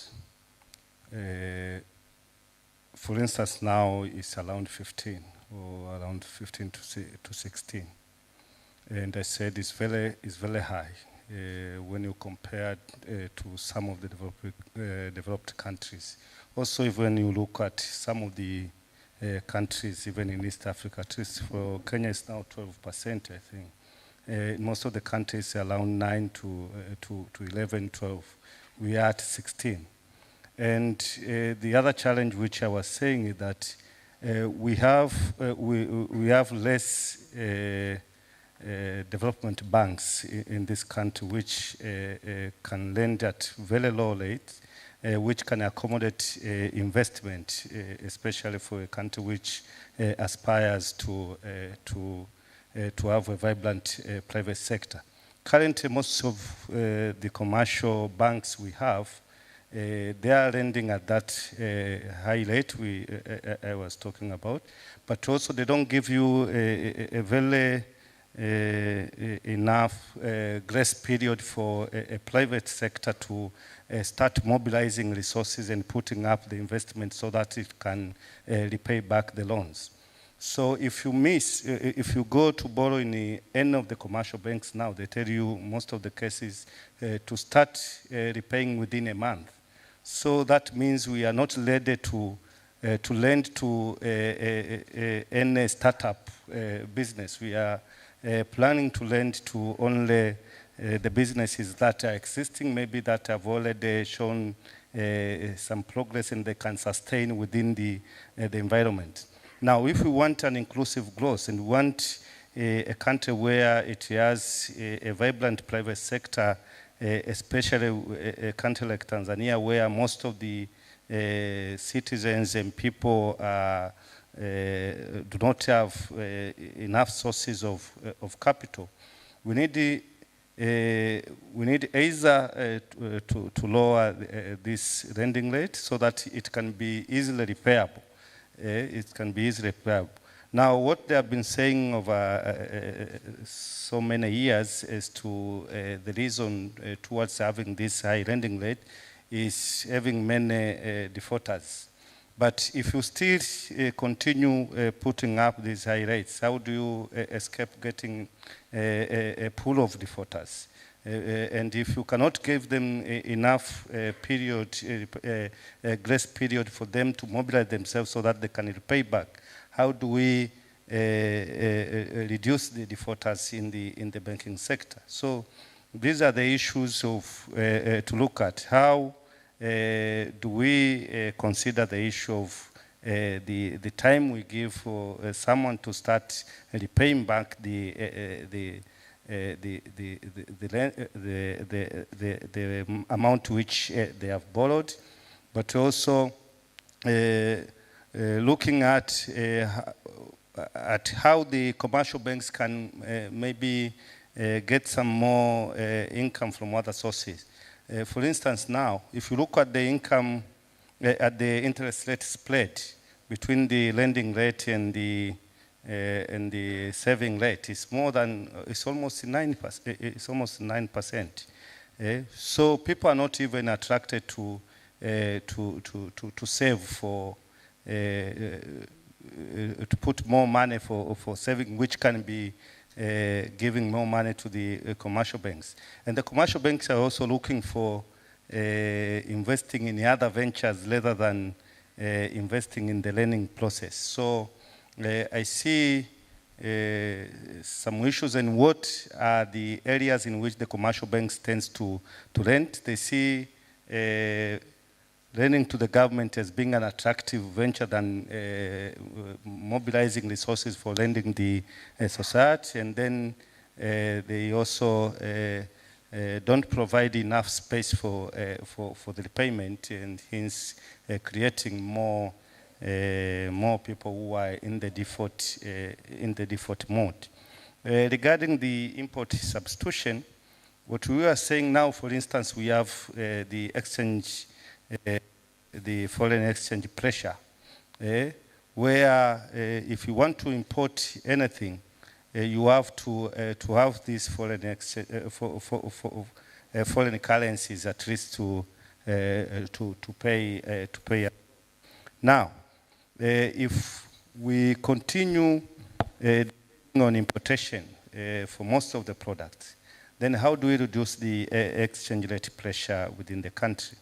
So what the government is trying to put up, apart from increasing and making and creating a vibrant private sector within the country which can increase employment, all these other elements, but it is also using it as an element of reducing the exchange rate pressure, the exchange pressure within the country, whereby you try to ensure that most of the products are produced within the country, so that we can sustain the local, the domestic market, and then see whether we can export some and get some more exchange from that. So this is just to cater for these two aspects, making a vibrant private sector which can create employment and tax bases, but at the same time reducing the exchange pressure of within the economy. Thank you. Thank you, Dr.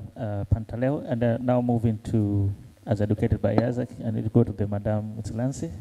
So I think you heard what he was talking about, the lending, and I think he touched base on the banks. Maybe also you can have a reaction to that. Maybe in addition to that, I think you heard the minister was talking more about the cashless economy.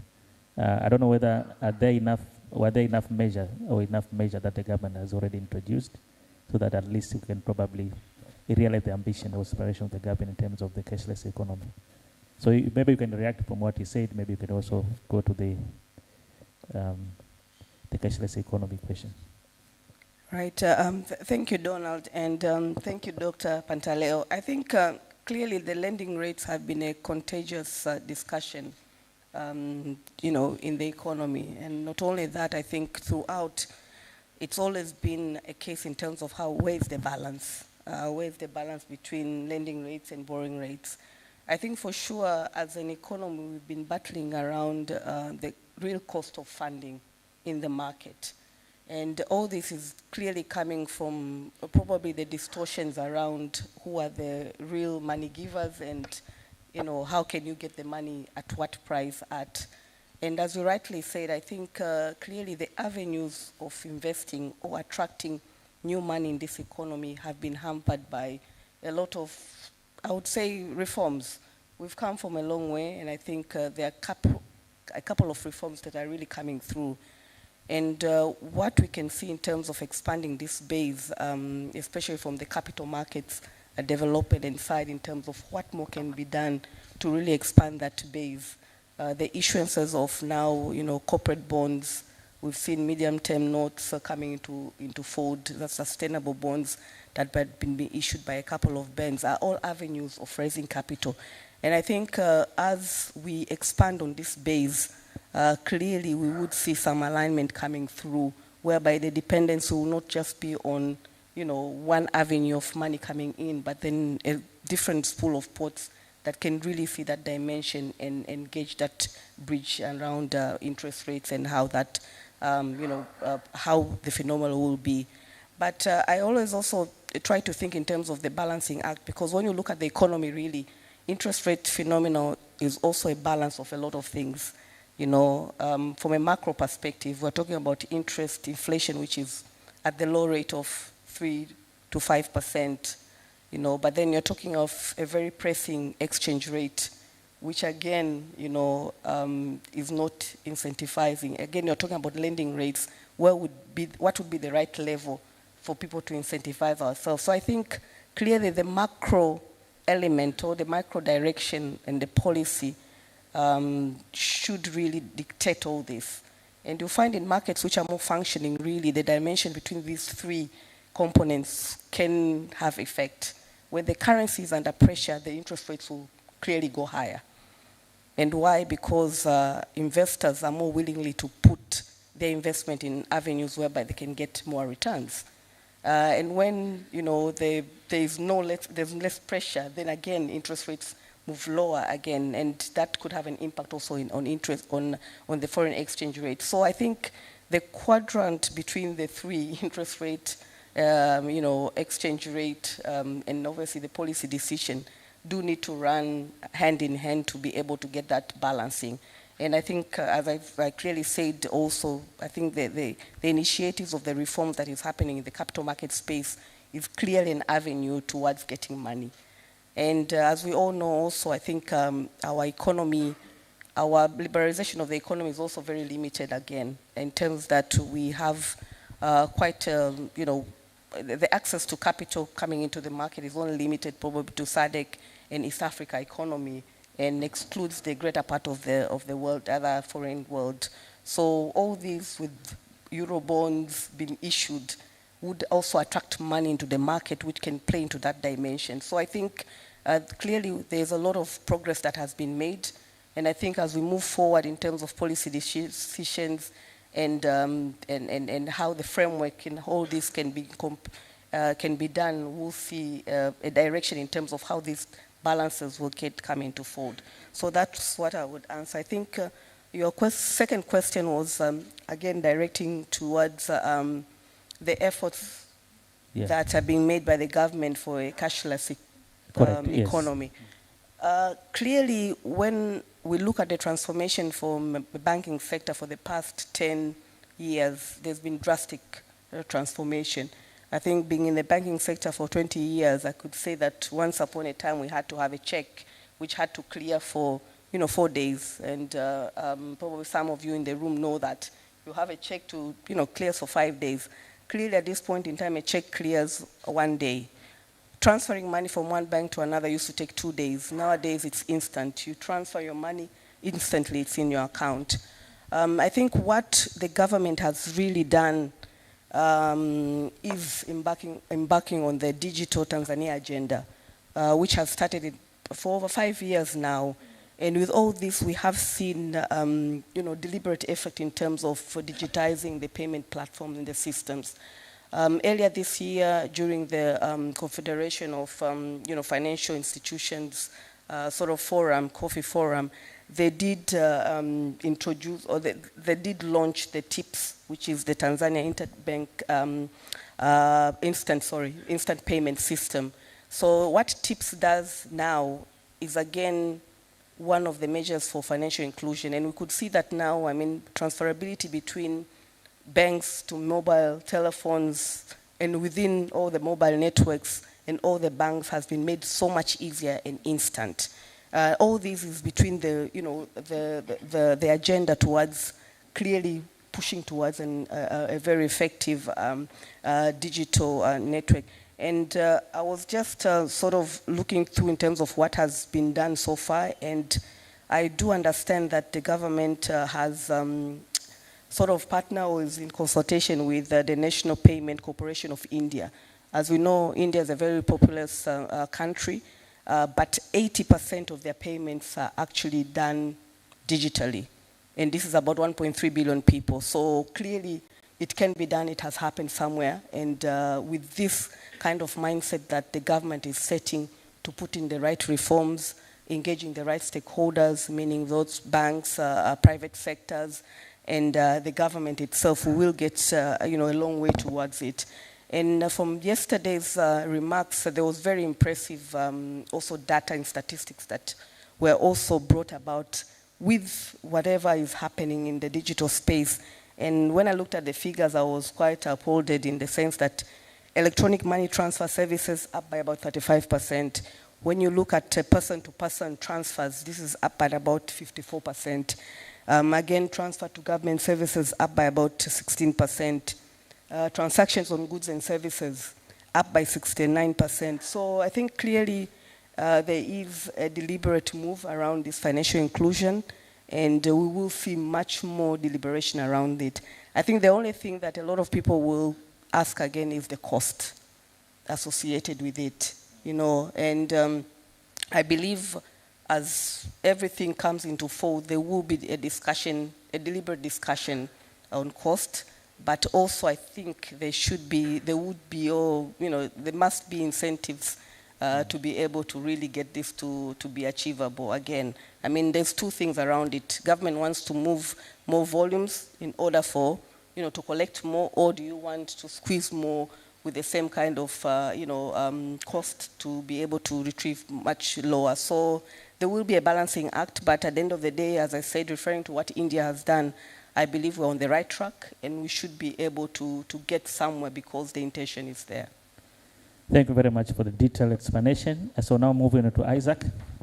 I know you have about experience of six sectors or industries. I think for today I'll only focus on two, the mining and manufacturing. So start with the mining. There's been a number of reforms that were introduced. I think we heard the presentation, like zero rating of supply of gold to Bank of Tanzania or to domestic refineries, and the reduction of royalty, etc. I don't believe, because I understand those were not submitted by Chamber of Mines, and you were part of the Chamber of Mines that went to the task force. So I just want to understand, do they have any impact to those changes to the sector, or are they welcoming? And maybe before you answer that one, another question for you will be, for the changes that you didn't, for the proposal that you submitted that were not taken on board, what is your views? Had they been accepted? Will they transform the sector? Maybe for the member to understand what's really going through the mining sector. Thank you very much, Donald. Of course, changes regarding sale of gold to the Central Bank of Tanzania were not presented by the Chamber of Mines. I should admit that. But of course, I should also admit that we had a wish list. And from yesterday's minister's speech, Some of the items in the wish list have been accommodated, and some have not. So I should start with commenting on the changes that have been proposed in terms of sales of gold to the Central Bank of Tanzania. I think to understand the impact of this change, we should first of all understand or unpack the contribution of the mining sector to the economy. The mining sector is the second in terms of contributing to the foreign currency. It's the second after tourism. And comparing to 2023 numbers to the 2022 numbers, there has been an increase in terms of the forex currency reserve that has been contributed by the mining sector. I think from yesterday's minister's speech, around 3,000 point something million US dollars have been contributed comparing to last year, which was around 2,000 million US dollars. So you can see that the mining sector does have a significant contribution to the foreign currency reserve. And that will be one of the reasons why the Minister of Finance or the government actually sees a value out of the mining sector's contribution to the economy. But also, you should understand that the growth in the mining sector is really increasing. We have around 11.3% increase in the growth of mining sector, which is the third after entertainment and financial and insurance. So having seen the value in the mining sector and gold business, the Minister of Finance yesterday made some proposals which first of all aims at increasing or stabilizing the currency's value by having gold reserve in the Central Bank of Tanzania. And the minister yesterday said up until April 2024, gold with a value around 26 million US dollars have been purchased by the Central Bank of Tanzania. And the target is to have around 400 million worth of gold in the National Gold Reserve. But this, apart from having an impact from the forex reserve, we should also see that the gold that the Central Bank of Tanzania is going to buy is coming from the local refineries. And now, talking of local refineries, we are talking of those which have been incorporated in Tanzania. We have like the Geita Gold Refineries and some other refineries. So you should see the government actually penetrates the agenda of local content in the mining sector by trying to grow these local refineries. And so to speak, the local content in the mining sector has performed very well. And the government now is trying to widen, the reach of the local content to even boosting these local refineries in terms of having direct purchase by the central bank from the local refineries. But one challenge remains. These local refineries, and as it was presented by a colleague from EY, that there is a proposal, even for some other mining companies, to retain some minerals to be processed locally. And this is not a new change for your attention. This has been in the Mining Act. If you read Section 59 of Mining Act, this requirement was there. But this requirement wasn't, straightforward of what is expected. The Mining Act said the Minister of Minerals may discuss with the mineral right holders to a certain percentage of minerals to be processed, refined, everything in Tanzania.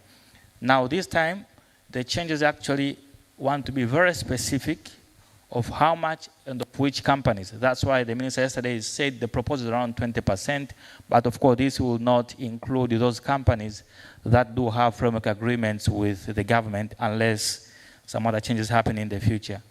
And now, why is that exception in yesterday's minister's speech? Of course, he didn't say, but the way I try to understand from what is existing in the industry, there is LBMA, the London Building Market Association, which actually need to certify these refineries. Unfortunately, our refineries are not being certified with LBMA. So the minister said yesterday, if you follow the speech, that he encourages the local refineries to be certified by LBMA. This is going to include the credibility, but also the value of the gold that's going to be refined by the local refineries. So that's a very important point to note. And of course, we are very much optimistic that as we move forward in the future, maybe these local refineries are going to be registered with LBMA, as no one expected that we'll be having our own refineries locally. So everything starts slowly, and we should see some positive moves going forward. Now, coming to your second question, Donald, about the proposal that we are presented by the Mining Commission, yes, we had a wish list. And as I've said, some of the items in the wish list have been accommodated. And these are two. There is a VAT refund, which now the minister yesterday proposed the TRA to refund the claims after being lodged in 30 days' time. Initially, the law requirement was 90 days, but Beatrice said here sometimes it wasn't practical. So I don't want to dwell much onto that. But this change is very positive. Now, when Chiara was presenting, she actually posed a question which I would like to respond, that are these 30 days refund going to be issued without the claims being audited? Now, the proposal that we Chamber of Mines presented was, we understand historically the mining companies, the one that is in the production stage, have been filing for their refunds, and there is a trend that has already been, established by the TRA from the practice. So we are presenting, like, after we lodge the refund, not even the 30 days, but after we lodge the refund, by then it was 90 days, at least the TRA to pay a certain percentage of the refund subject to verification. And anything that's going to be concluded after verification or audit is going to be adjusted in the next refund. And this is because in the mining sector, most of our supplies are zero rated because we're exporting. So we are the constant repayment trader. So if the TRA today is refund, let's say for number sake, 90% of what has been lodged, then we should expect next time, next month, it's going to be over or under by a certain percentage is going to be adjusted in the next refund. So that's what we proposed. But again, we're very much thankful to see that the minister has been very considerate to reduce to 30 days time. And we expect more clarity is going to be issued or is going to be seen in the finance bill. But this is going to be a relief to the mining sector because of the cash flow that is being tied up with the refunds. As you could appreciate in terms of our purchases, that most of them were purchasing locally in accordance with the local content regulations. And if you followed the Minister of Minerals' speech, he mentioned that in 2023, a total of around $1.4 billion purchases have been done locally by the mining company, which is around 90% of the total purchases, comparing to the 2022 total spend, which is around $733 million. So you can see the local purchases have doubled. And when you talk of local purchases, you talk of purchases that are subject to VAT. So having relief in shorter period of time is actually relieving the cash flow constraint in the mining sector. But again, in the VAT, so this has been accommodated. But another portion that I should say it hasn't been accommodated on the VAT refund, the mining cycle starts with exploration, then it goes to development. So during exploration, a mining company is being issued with a prospecting license. Then after approving the reserve, is being issued with now the real mining license or special mining license, depending on the size and the nature of the project. During the time of exploration, a lot of cost is being put on the drilling and the exploration. But again, during the period of after getting the mining license, the mining company does start with the building a mine. We call it the development stage. And after that's when you are starting production. So in these two stages, exploration and development, a lot of cost is being spent. Now we have experienced a recent trend whereby the VAT that have been incurred by the mining companies, which are still either in the exploration or in the development stage, the TRA have established the tendency of declining refunding their VAT on the reason that these companies are not making taxable supplies. But again, you can't start making taxable supplies, which is sale of minerals, before exploration to prove the reserve, again, before developing or building a mine. And during this period, actually, a lot of investment capital is being put in there. And you should understand that most of the purchases are actually being made locally in the country in accordance with the local content regulations.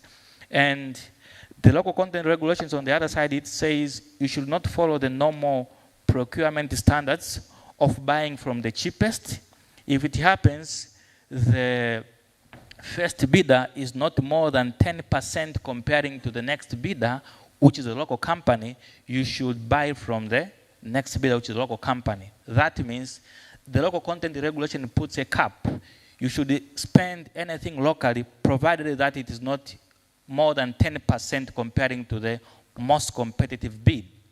So much as these companies are trying to comply with the local content regulations, on the other side, if the TRA does not refund VAT on these companies, then these two laws actually conflict with each other, the local content regulations and the VAT Act.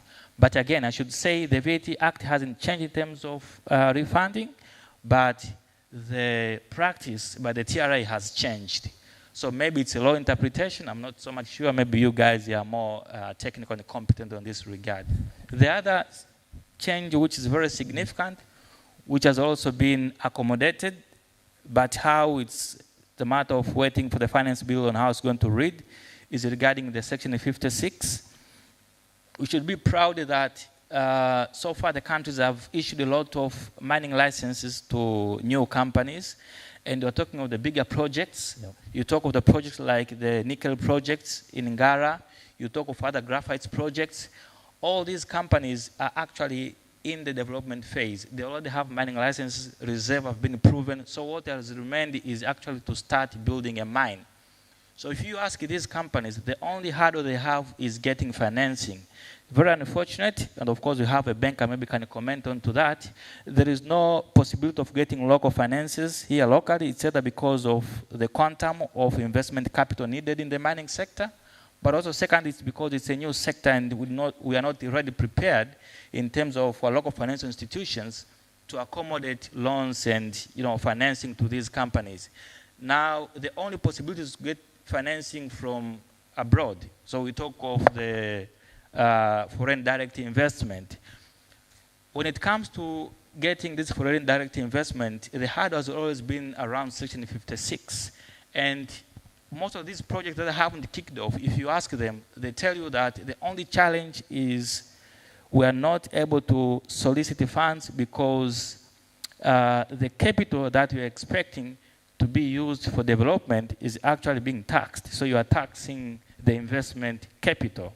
So that has been a hurdle. So seeing some intention to make an amendment on Section 56, I think it's very much promising to see how this is going to be worded, if it's going to resolve the challenge, because we need these projects to kick off. And these projects haven't kicked off. Most of them are saying the reason is Section 56 and getting finances. So those are the major challenges or the proposals that haven't been accommodated, regardless of other like deductibility of royalty, the CSR, but these two are the major changes in terms of VAT and Section 56. Thanks, Donald. Thank you, Isaac, for the detailed explanation. By the way, Isaac, as you said, he has experience of 6 sectors, right? So he used to be a consultant. We used to work together. I think when we are responding, it's like we are trying to give an opinion. Yeah, so he was very good at that time. So until he decided to go to the industry, and I think I pretty much agree what he was saying. And in terms of maybe next year, when we come next year, if we invite you, maybe you'll give us the projection in terms of how much investment has come in as a result of that Section 56, which has been amended. And I think that will be very commendable if we hear the good news from that perspective. So before I open the floor, and in the interest of time, so let me ask Mr. Kaplesh in terms of the budget, in terms of what Dr. Pantaleo has presented, and based on the speech, if you look at it, the large, in terms of allocation, the large chunk or stake is going to the education sector. I just want to know, even last year it was similar. Just want to understand whether that has been really come to the real output in terms of that intention of the government. Maybe what is the real intention of the government going forward? So are we going to see next year the same allocation, big stake next year? Just want to get your thought before I open to the floor for people to the participants to start asking questions or give comments. Thank you. So if it's a growing nation and the population is growing, obviously health and education is fundamental to the growth of the nation, and expecting to meet the growth that's going to come in the years in the near future years. So I think allocating more funds to health and education, I think, is the right thing. And I think if you look at our neighbors like Kenya and Uganda, I think they have done the same as well. So that's the right principle to start with. However, the question is that of the money that's been allocated, how much has been dispersed? And I think if you look at the disbursements, if the collection is not meeting the targets, when it comes to real disbursement and saying what you have committed to, is it happening or not? And I think that's the real question, that how much of the funds that has been committed in the past, budgeted rather, has been allocated to those resources. But fundamentally, this nation definitely needs a strong health and education background, and because that's going to be the pillar blocks for us to achieve what Tanzania can achieve. Thank you, Mr. Kaplesh, for those good answers. And I think I've got a lot of questions, and but in the interest of time, I want to give you opportunity to ask or comment in terms of they're here now, the expert, 6 sectors, I think maybe 2, 4, 5. So you have an opportunity to ask questions or give comments. And whoever is ready, my colleagues or Aurelia can take the mic.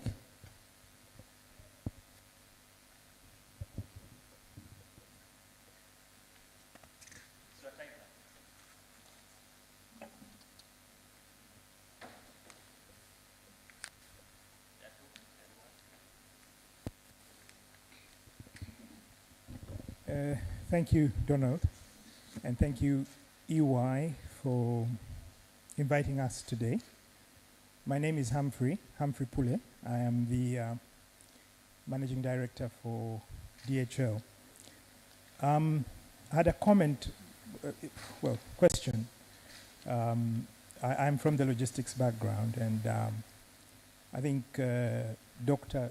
Innocent Pantaleo spoke about Forex and some of the measures that could be taken, especially for importation, since we are still a net importing country. But I'm wondering whether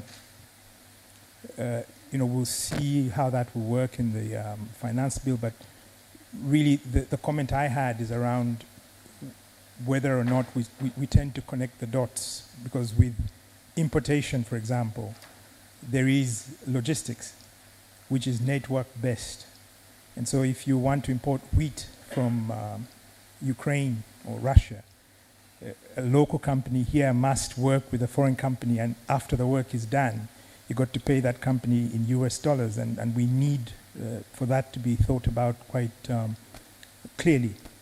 And I've got my sister from the bank, and she knows how much we struggle to be able to pay the network fees for the works that we do. Similarly for exports, which I think agriculture was a very big winner in this budget, if I heard correctly. We are promoting a lot of products, and Tanzania has got the capacity to be a food basket. Things like avocados from Tanzania or green beans coffee going to Japan. Similar situation, it's a network business in logistics. If I take the coffee from Arusha or I take the parachichi from Njombe, when it gets to Dubai, it's got to get to a plane, it gets into Japan, or it gets into Hong Kong. After 30 days or 40 days, I must pay that partner in dollars. So probably, maybe, Doctor, you could speak to us about the wholesome picture about this Forex situation and what you actually feel about the budget in terms of addressing it more holistically, not just from a sort of industry viewpoint or the prism of sort of one industry, but really connecting the dots. Thank you very much. Thank you. So we'll take another question. So that will be for Dr.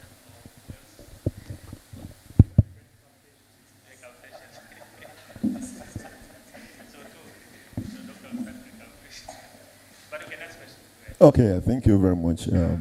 It's a pleasure to have the presenters and the panelists.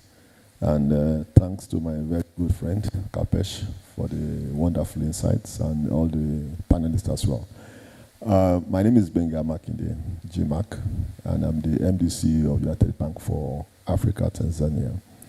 And of course, I believe you all guess where my interest will be, which is reactions on issues of interest rates, because this relates directly to banking activities, which is my area of operations.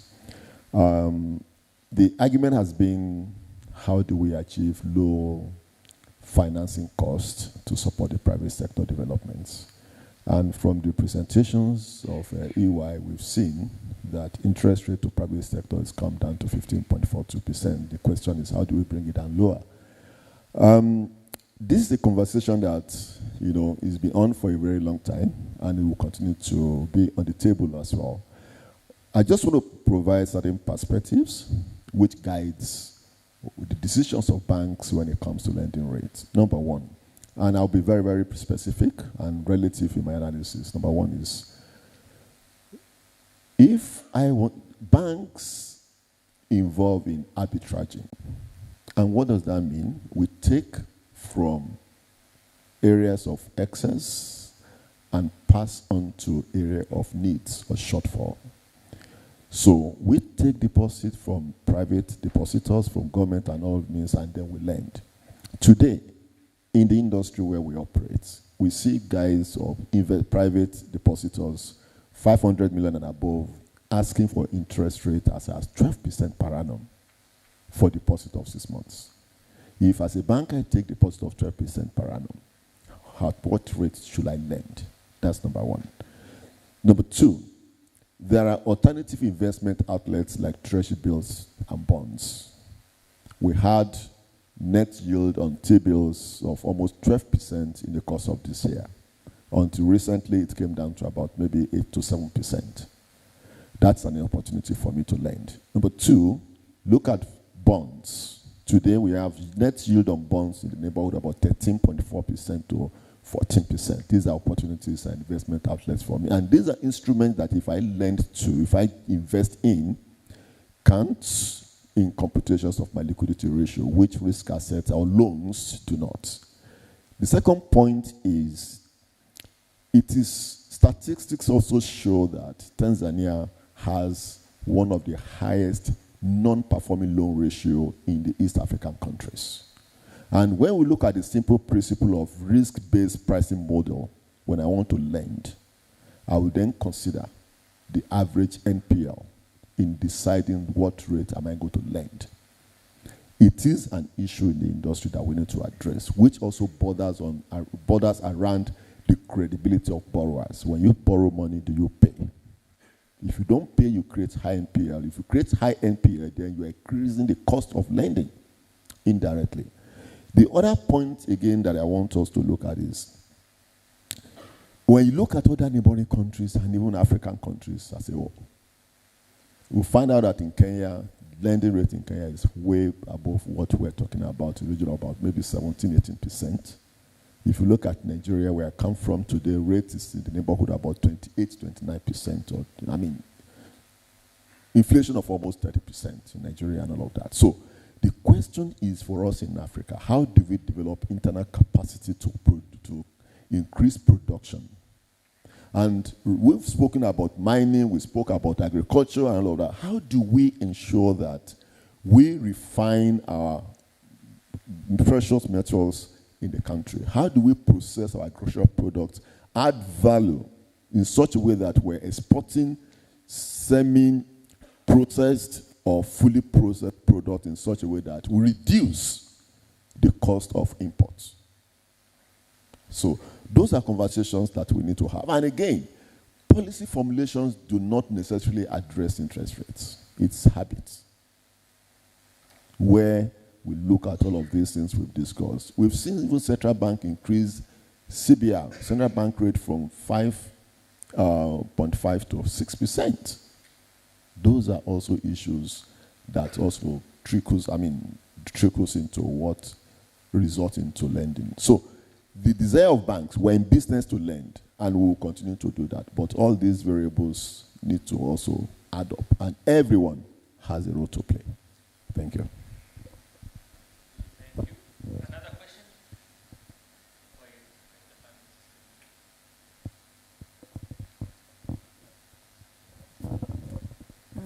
Thank you. Thank you, Mr. Donald. Thank you, EY, for inviting us here. My name is Rahma. I have worked as an auditor, and I'm an accountant right now. My big concern is how our country is still investing in big projects and still has somehow failed in terms of following them up. We have the SGR right now. I just hope in the next year, we all don't wish to hear it from the CAG report that we had some fraud being made by the SGR. So isn't it time for the government to initiate penalties and punishments for us to make the targets? Yes, we have goals, but we haven't seen any of the goal being accomplished at 100%.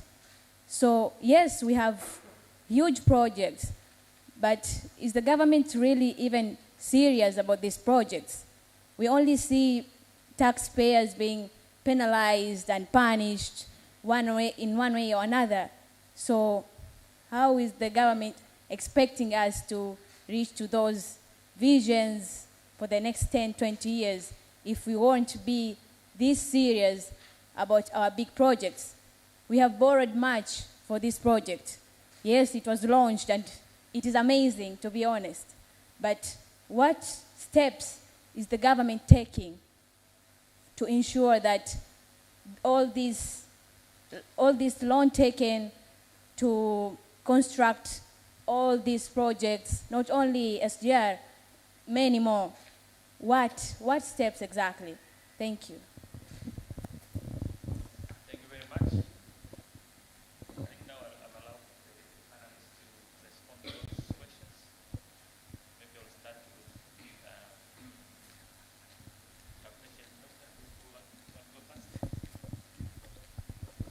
I'll go. Right. FX. Probably my industry is the biggest user of FX in the world, in the country. Fuel is the biggest requirement of FX. And unfortunately last year, the fuel price had gone up, the crude price. So our FX bill also increased last year. So the question of Humphrey was that, is the government aligned? What you see in the budget, is it solving the FX problem? I think that's the question, Humphrey. I was disappointed. I was disappointed on two angles. Let me answer that. First, very lightly was said the old Tanzanian bills to be done in T shillings, which is good. But that is very small, I think, in the bigger scheme of things to be able to answer these things, because you're looking at the hotel bills and the smaller dollar that is exchanged here and there to be taken away, which is good because discipline is there. Like South Africa, you can't trade in any other currency but South African rands. Well, I think we need to be strict enough to that, but that doesn't have to come from a budget. I just think it's a pure FX discipline that needs to be implemented in the country, whereby our own currency is utilized for all the purchase of goods and services. But I think principally it wasn't addressing the FX issue. Apart from this BOT buying gold, I think longer term that might be able to address the thing because the reserves will increase and it's to be seen how it's to be done. But I think probably that's the angle the government has taken. However, one thing that directionally, in my view, it hasn't been taken well. For example, Tanzania has got its own natural gas, CNG. And CNG is just about kicking off in Tanzania for commercial use for vehicles. And I understand the tax was proposed yesterday to be equalized with the fuel that you have. Now just think about it, there's only 3,500 cars that are there. So is it really going to make a dent in anything? More importantly, what you should have been, or I think what it would have done is that promote CNG even more, get it to a reasonable mass whereby you are not using fossil fuels, imported fuels, you're using your own gas, so that you reduce your forex bill. You are now promoting your own gas, which is obviously much better in any way. And having done that, when it gets to a reasonable size of a portfolio, then you start introducing tax. Don't kill before it's even taken off. So I think that's just directionally with regard to the requirement and the resources the government has. I don't think it has got it right from that angle. Doctor, maybe I'll give it to you. Yeah, thank you. Yeah, I think what we can say that when we look at the measures which have been put in place, first, we don't see them addressing the problem in the short run. Even if we want to, we say it's import substitution, these are not the things which we might achieve within a year or maybe 2 years. 8 years takes some time. But also, maybe what even the minister said is that trying to reduce the pressure, but not solving the pressure at all.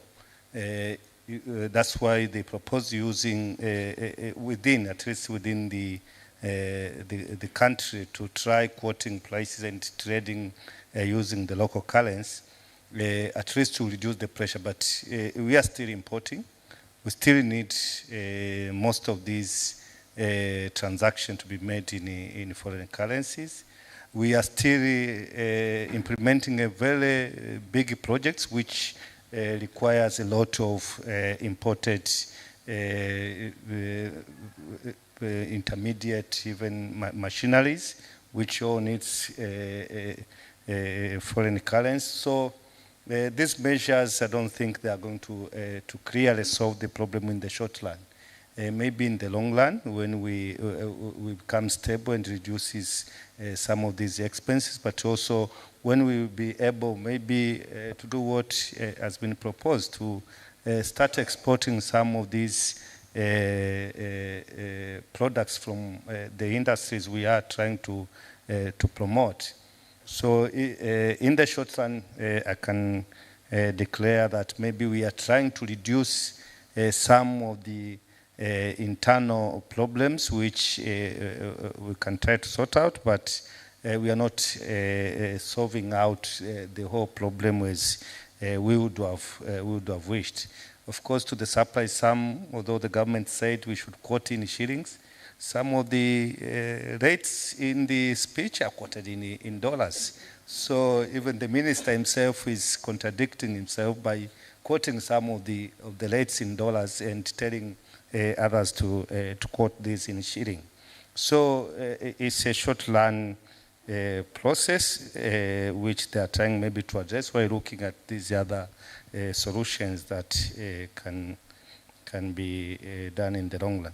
I also accept the comments by our colleagues on what are the issues within the whole process of lending and the lending rate. And we see sometimes the government, you can say, clouding out the private sector because we are all borrowing from the same sources. The government is borrowing from the citizens, and the private sector needs money of the banks to operate. But the government money is very attractive and very safe compared to lending to the private sector. So the government is competing with the private sector. So this cannot reduce the extent of the borrowing rate if we still have somewhere attractive sources of financing. And in order to attract the banks and the private sector to lend to the government, then they have to increase the rates. So with these high rates, how do you make the other rates to be lower? Maybe that is also the issue which the government needs to look at. And to address this is to go back to how do we increase the tax base? How do we increase the tax base so that at least from the revenue sources, the domestic revenue sources, we can finance some of the development projects. Now you see almost 4 trillion is just rolling over the debts and borrow from the economy. So something needs to be done. The only controversy I always see is on the non-performing loans. We have these microfinances, which lends at very high rates, even more than maybe twice or 3 times the rates of the banks. And you find people paying. Yeah? But the bank are complaining that people are not you paying. mean Vikoba? Then why do these people pay at these very high rates? Of course, with not that much stringent collaterals, but failing to pay the banks which have very official collaterals and things like that. So we need to look at even our officials and how we assess some of the things. So we might be complaining that the community are not trustful, but there is something which needs to be done within the banking sector. This is a challenge. Thank you. So, Silas, I think I can see you are ready to respond to that. Yes, I think, I mean, I hear the story of NPLs, and when I look at it, I believe there's a lot of work that transitionally has happened from levels of NPLs of 22% to now we are north of 5% or something. So clearly, measures like establishing of the, credit reference bureaus has been one of the key items that we have.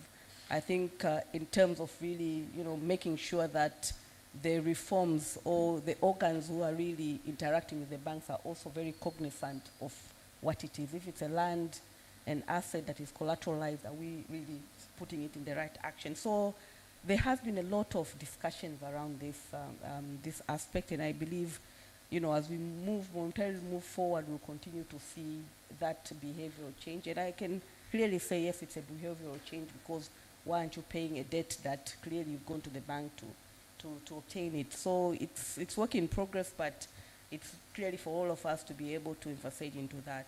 I think I want to, again, I wanted to run away from this FX issue, and I'll let my colleagues talk about it. But I think because I deal with it on a day-to-day basis, it would be, I would not put any justice without commenting on it. So I look at it really in a fold that, yes, what the minister said yesterday, I think is a continuation of things that have already been done. What I understand is that, yes, that we have 2 certified refineries, if I'm not mistaken, Isaac, already. And no. But what I know is that they have started to deposit some gold with a London-based bank on that basis. But as we rightly know, is that gold is gold, but how do you monetize that? So I think clearly, for me, with this speech, it gives a hope that the government will be able now to go into structures that will help them to monetize this gold, and hopefully be able to bring more, to convert that reserve, because it's going to be a diversification of reserves now, not on currency, but also adding gold in part of the portfolios. So if they had gold as a commodity now, how will this gold be monetized to be able to help us in times whereby there is volatility in terms of FX? So if that is done in the right way, I think there's a lot of avenues, again, to see us getting the liquidity back into the market. I think clearly the question around, and the fair discussion around this country, I always say it's a blessed country. We have various sorts of exports which are diversified in nature. I think the clear problem or the clear cut is how we can converge again, as you rightly say, is everyone talking to each other to be able to really synchronize all this into a right direction, whereby we see, the levels flowing in the right direction. And I think the last point to this, again, we've seen volatilities in world markets, and that's no doubt about it. And I think the volatility, when it kicks in, it sets out a right price. And with the right price discovery, it enables the rate also to be balanced and hopefully, merge or match up the demand and supply into the right levels. So if that is achieved, there is an opportunity for the dollar, if I call it scarcity, or the dollar liquidity to really come through to the market. And again, with ventures like further opening up of capital markets and getting the foreign flows directly into the market will help us with this foreign currency situation. But clearly there has to be a deliberate move, I think, to be able to be sustainable. So in the short term or medium term effect, I think things can be possible if there's deliberate measures really to be able to think in and say, this is what we want to do. We need to leave it, let the economy just open up and see where we can balance it off. Thank you. Thank you. Donald, can I just Mr. add one more thing? Sorry. Can I just add one more thing? Okay. Just want to add a comment to Rama's comment she made. Okay, I wanted to give to Isaac. Sorry. Okay, okay. Just want to add to that. Okay, I think then Isaac will come. I think the key thing that is important is the judicial system. If the judicial system here works well, the NPLs will be taken care of, because I think it's very weak. That's one point. And secondly, I think it's horses for courses. So if you look at the big projects that we have borrowed money for, or rather spend the money for, does it meet the purpose? Our debt is increasing every year, increasing now. Has it been able to address that the income from the projects we've invested, is it paying the debts or not? So I think it's not matching the products we have chosen against the expenditure we have done. I think that is one of the big gaps that we have, and that's going to hurt us going forward, because the tax base hasn't increased. They're going to the same people to say, lipeni sasa. Thank you very much. Thank you, Mr. Kaplesh. Isaac, do you want to add? Yeah, thank you, Donald. I think I can add some more insights on what Rahma questioned. I think Rahma, first of all, wanted to understand the targets we have against these mega projects. And then second, wanted to understand the steps taken against those who are misusing the funds, if I'm not mistaken. I think those are the two queries you had. And starting with the first part of her question, trying to understand the targets that we have, I think if you followed yesterday's speech by the Minister of Finance, he said this year's budget have got 5 pillars. And among the 5 pillars, the 3 pillars are very important to address to your question.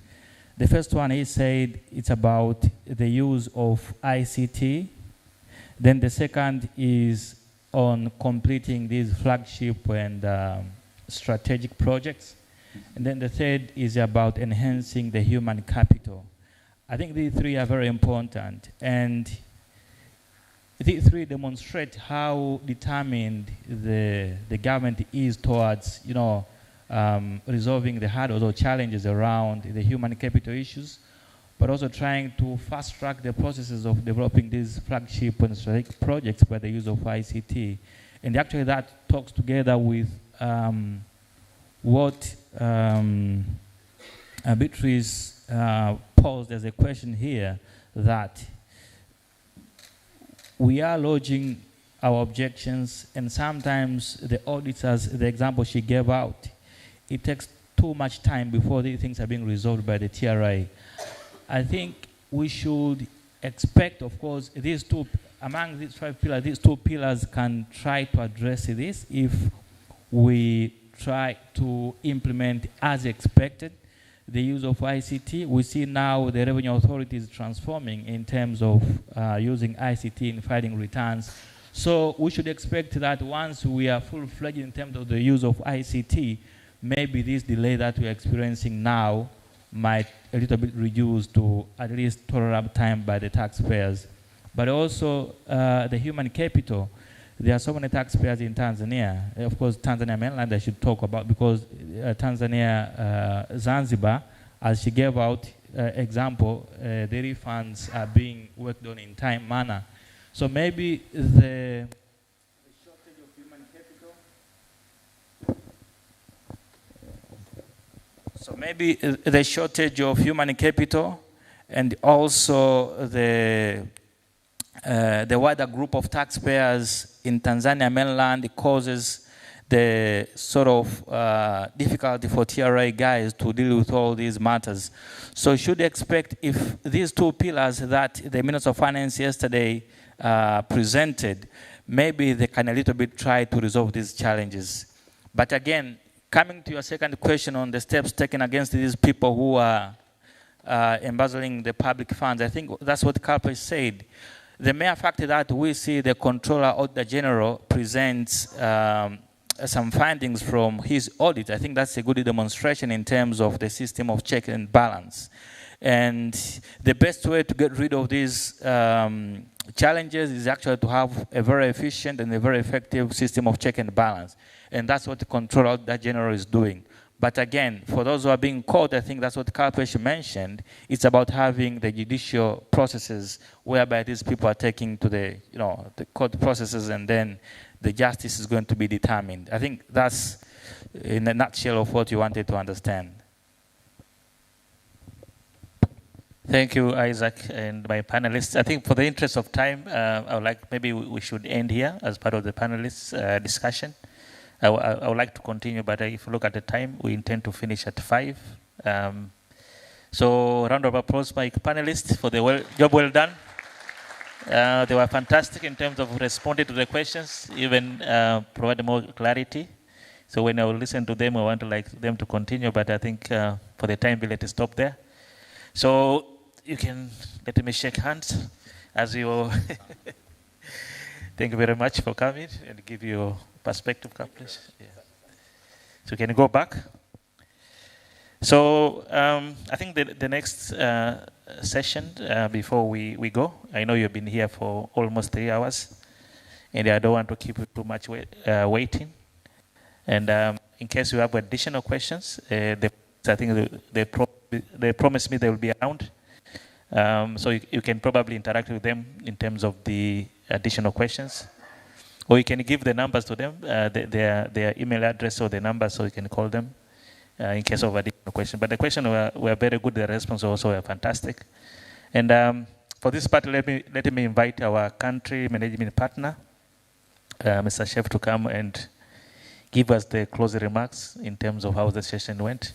On your table, we have the forms for the feedback. So if you can kindly, while he's giving the closing remarks, give us the feedback in terms of how the session went, area for us to improve, and anything that you feel like you want to tell us so that we understand in future how best we can do. So we'll appreciate. So with those few words, let me welcome Mr. Chef. Okay. Thank you, Donat. This has been a fabulous event, Maseso, and congratulations to you and your team.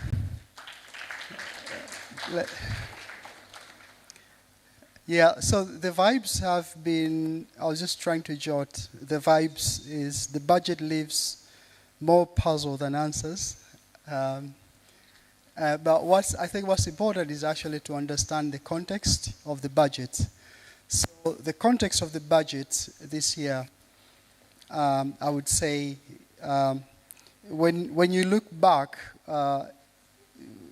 in 2018, that's the time we start to go down economic-wise. Our GDP growth was 7%, and a year before that, probably about 4 years before, consistently 7% GDP growth.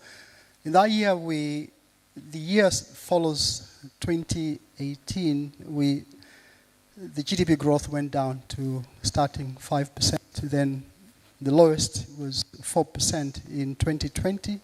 Of course, there was COVID came in a way. We were impacted by COVID, but also global economic crisis. And post-2020, post-COVID, the global started recovering. But of course, the West had more priorities in terms of the global trades. So we were pretty late. I think I remember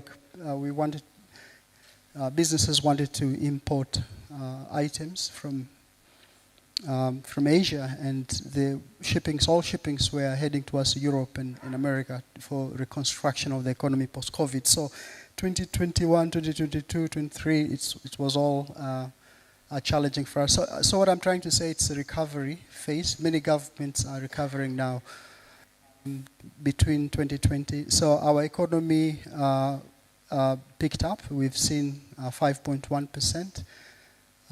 Expected to close. Of course, World Bank say otherwise. We're also targeting to grow back to 5.6%, I think, in the coming year. So amidst the economic downturn, and then we had, of course, regime policy issues. As you can remember, Madam has just been in power for the last 2 years, and the vibe since Madam President took over is more about reconciliation, reconstructions, rebuilding the economy, post-COVID, post-economic global crises, and restoring confidence with our development partners. We had suspended from the World Bank framework at some point, and we all understand really what happened in terms of doing business, private sector, marginalizations. And this last 2 years really was trying to bring all that back.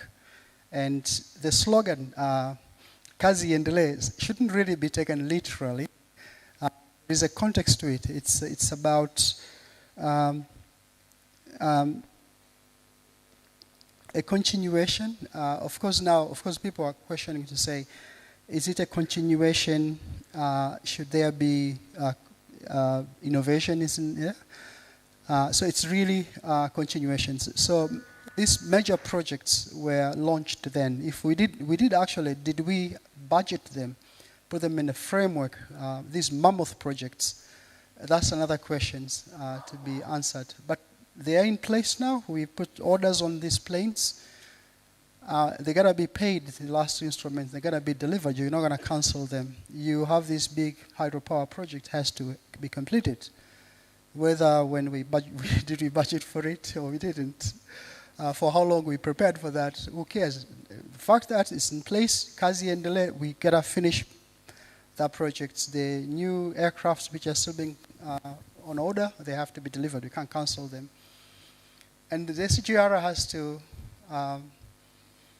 to get to the lake. So that's really the context. But then in a way, we have now, again, another crisis coming in, geopolitics. We've seen the fuel of price actually going up with the war in Ukraine and food stuff as well. Push up inflations locally. And as we are recovering, we still have those challenges.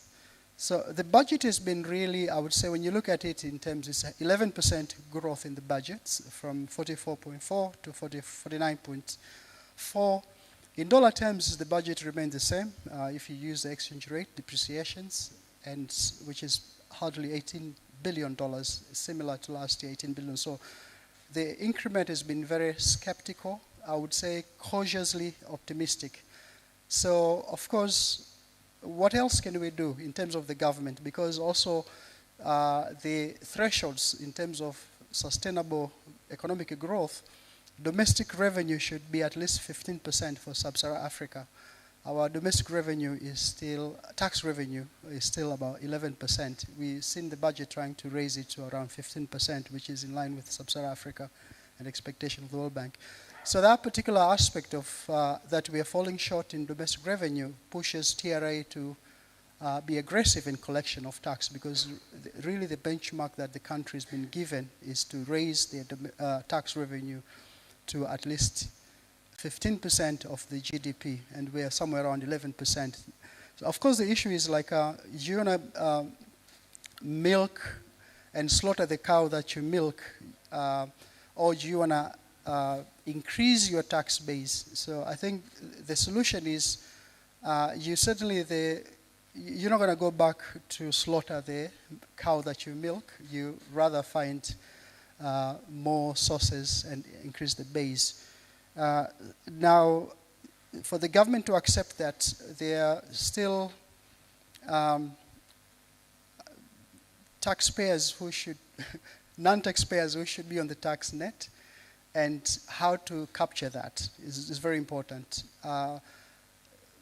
And our definition of businesses, and you'd even hear in the parliament, is that we talk about big businesses, and the local individuals with several network of businesses are not considered to be big businesses in Tanzania. Like when you say big businesses, like TBL, cigarette, but the guys who are selling container loads of LCD, and you know where you buy your flat screen, and the guy brings it on a picky.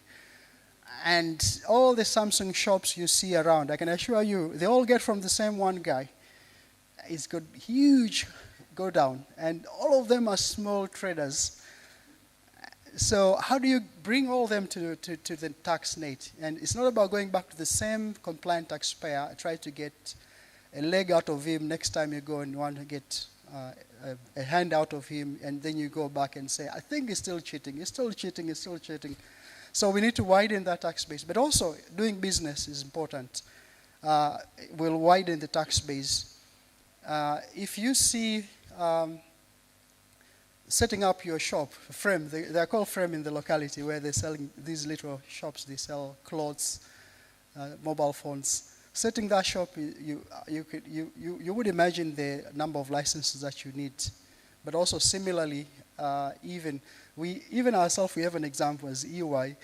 We just realized that we need a license. You know, we are a comprehensive service organization. We have a license for doing audit, business license from BERELA for doing tax consultant, business license for doing IT consultant, business license to do economic studies, business license to do human resource consulting. That's a really live case, which we have. 11, 12 licenses. Every year they need to be renewed. So I think the government has to understand the right to do business should be a fundamental rights of everybody. And the moment you do that, and a very simple way is when you look at the so-called Frame, whether it's a boutique for hair, every morning, any single boutique, you'll see there are 3 staff at least coming in the morning and they leave in the night. They are paid salary, they rent house. So if the government sees these frames being open several places, they should really be happy rather than doing a drive to shut them down. So those really is about widening your tax base, making it easier to operate, to do business, let the business mature, then you're going to go and be able to get something out of it. Of course, tax evasion is bound to happen, but if you have a bigger tax base, it tends to be pretty negligible overall. And then you create a culture of compliance, and that's very important. The other context in the budget is that this is the 3rd of the 5-year National Development Plan, so we are completing our Vision 2025, and the Vision 2050 will be launched. So the government, you wouldn't expect them, and also considering the election year, you wouldn't expect anything drastic or dramatic or disruptive at this juncture, because the regime is going to come to an end, and then a new government is going to come. So it's election year, so it's really about tranquility, predictability, and no new things. So as you rightly see, the budget, even the distributions across sectors, literally the same, except there is a bigger chunk allocated to debt repayments. That is important to understand. Structural issues which government should really look at, issues around unified ID and national address. We talked about that, and financial services actually is also contributing to the risk of credits. You can't really, even the national ID has to be more reliable. unified so that people can be identified. Rollout of national ID hasn't really taken the pace. So many people don't have national ID. Can we be serious about it so that people can be identified and leave alone addresses where they live? I think the president had done a big drive about the postcode. And you wouldn't believe it, without all those efforts by the president herself, this thing has completely died. And people keep asking me, can you send us what's that? A link to your Google link to your office premises, because our office is 162. It's a plot number, not even a house number, because that street, like house numbers are like crazy. Yeah. So those are structural things. Seems to be very small. Land registration, it's also a big issue. That and business formalization. Those are some of those structural issues which should actually be. So the budget talked about the blueprints, and I think the business community at some point we now call it the black print, because it's been a blue for the last 10 years. Yeah, it talks about, it's just one statement saying blueprint is being worked out and the measures are being done on it. Of course, certain measures have actually been done, but issues around licensing remains to be a teething issues. And of course, there are, well, I think well said, Kalpesh, thanks in terms of CNG. It's pretty unfortunate because Mama recently was on a clean cooking event very recently and really propagating green cooking. And green cooking is more about using natural gas, which should be affordable, because otherwise that particular ambitions won't be able to be achieved. Something that I think the members of parliament can think about it. Another thing about taxes is also when you introduce tax, there is administration part of it. It's like, how are you going to collect it? And then you're going to put a burden on the collection. If the collection cost is so high and doesn't really bring meaningful aspect, then it can be reconsidered. And there are, of course, the other taxes. I'm trying to imagine this widening tax base with our child care centers being charged taxes now. Of course, probably for the regulatory point of view, so to say.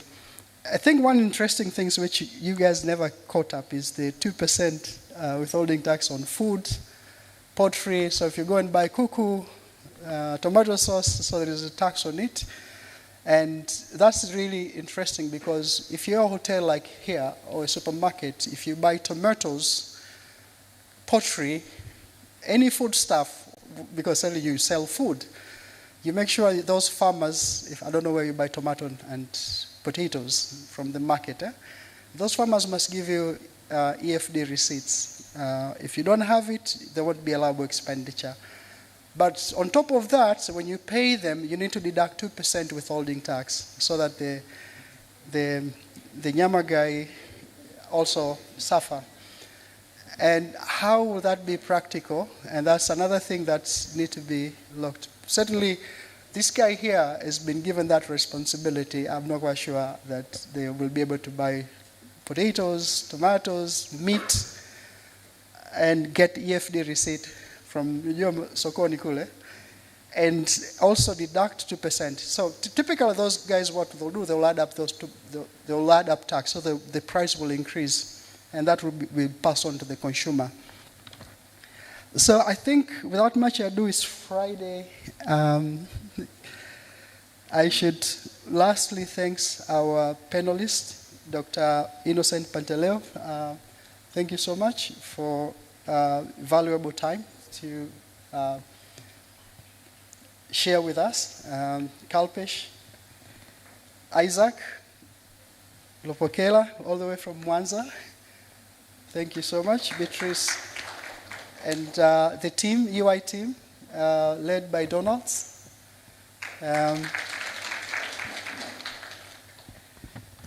Beatrice, Happy, Chiaru, presenters, thank you so much.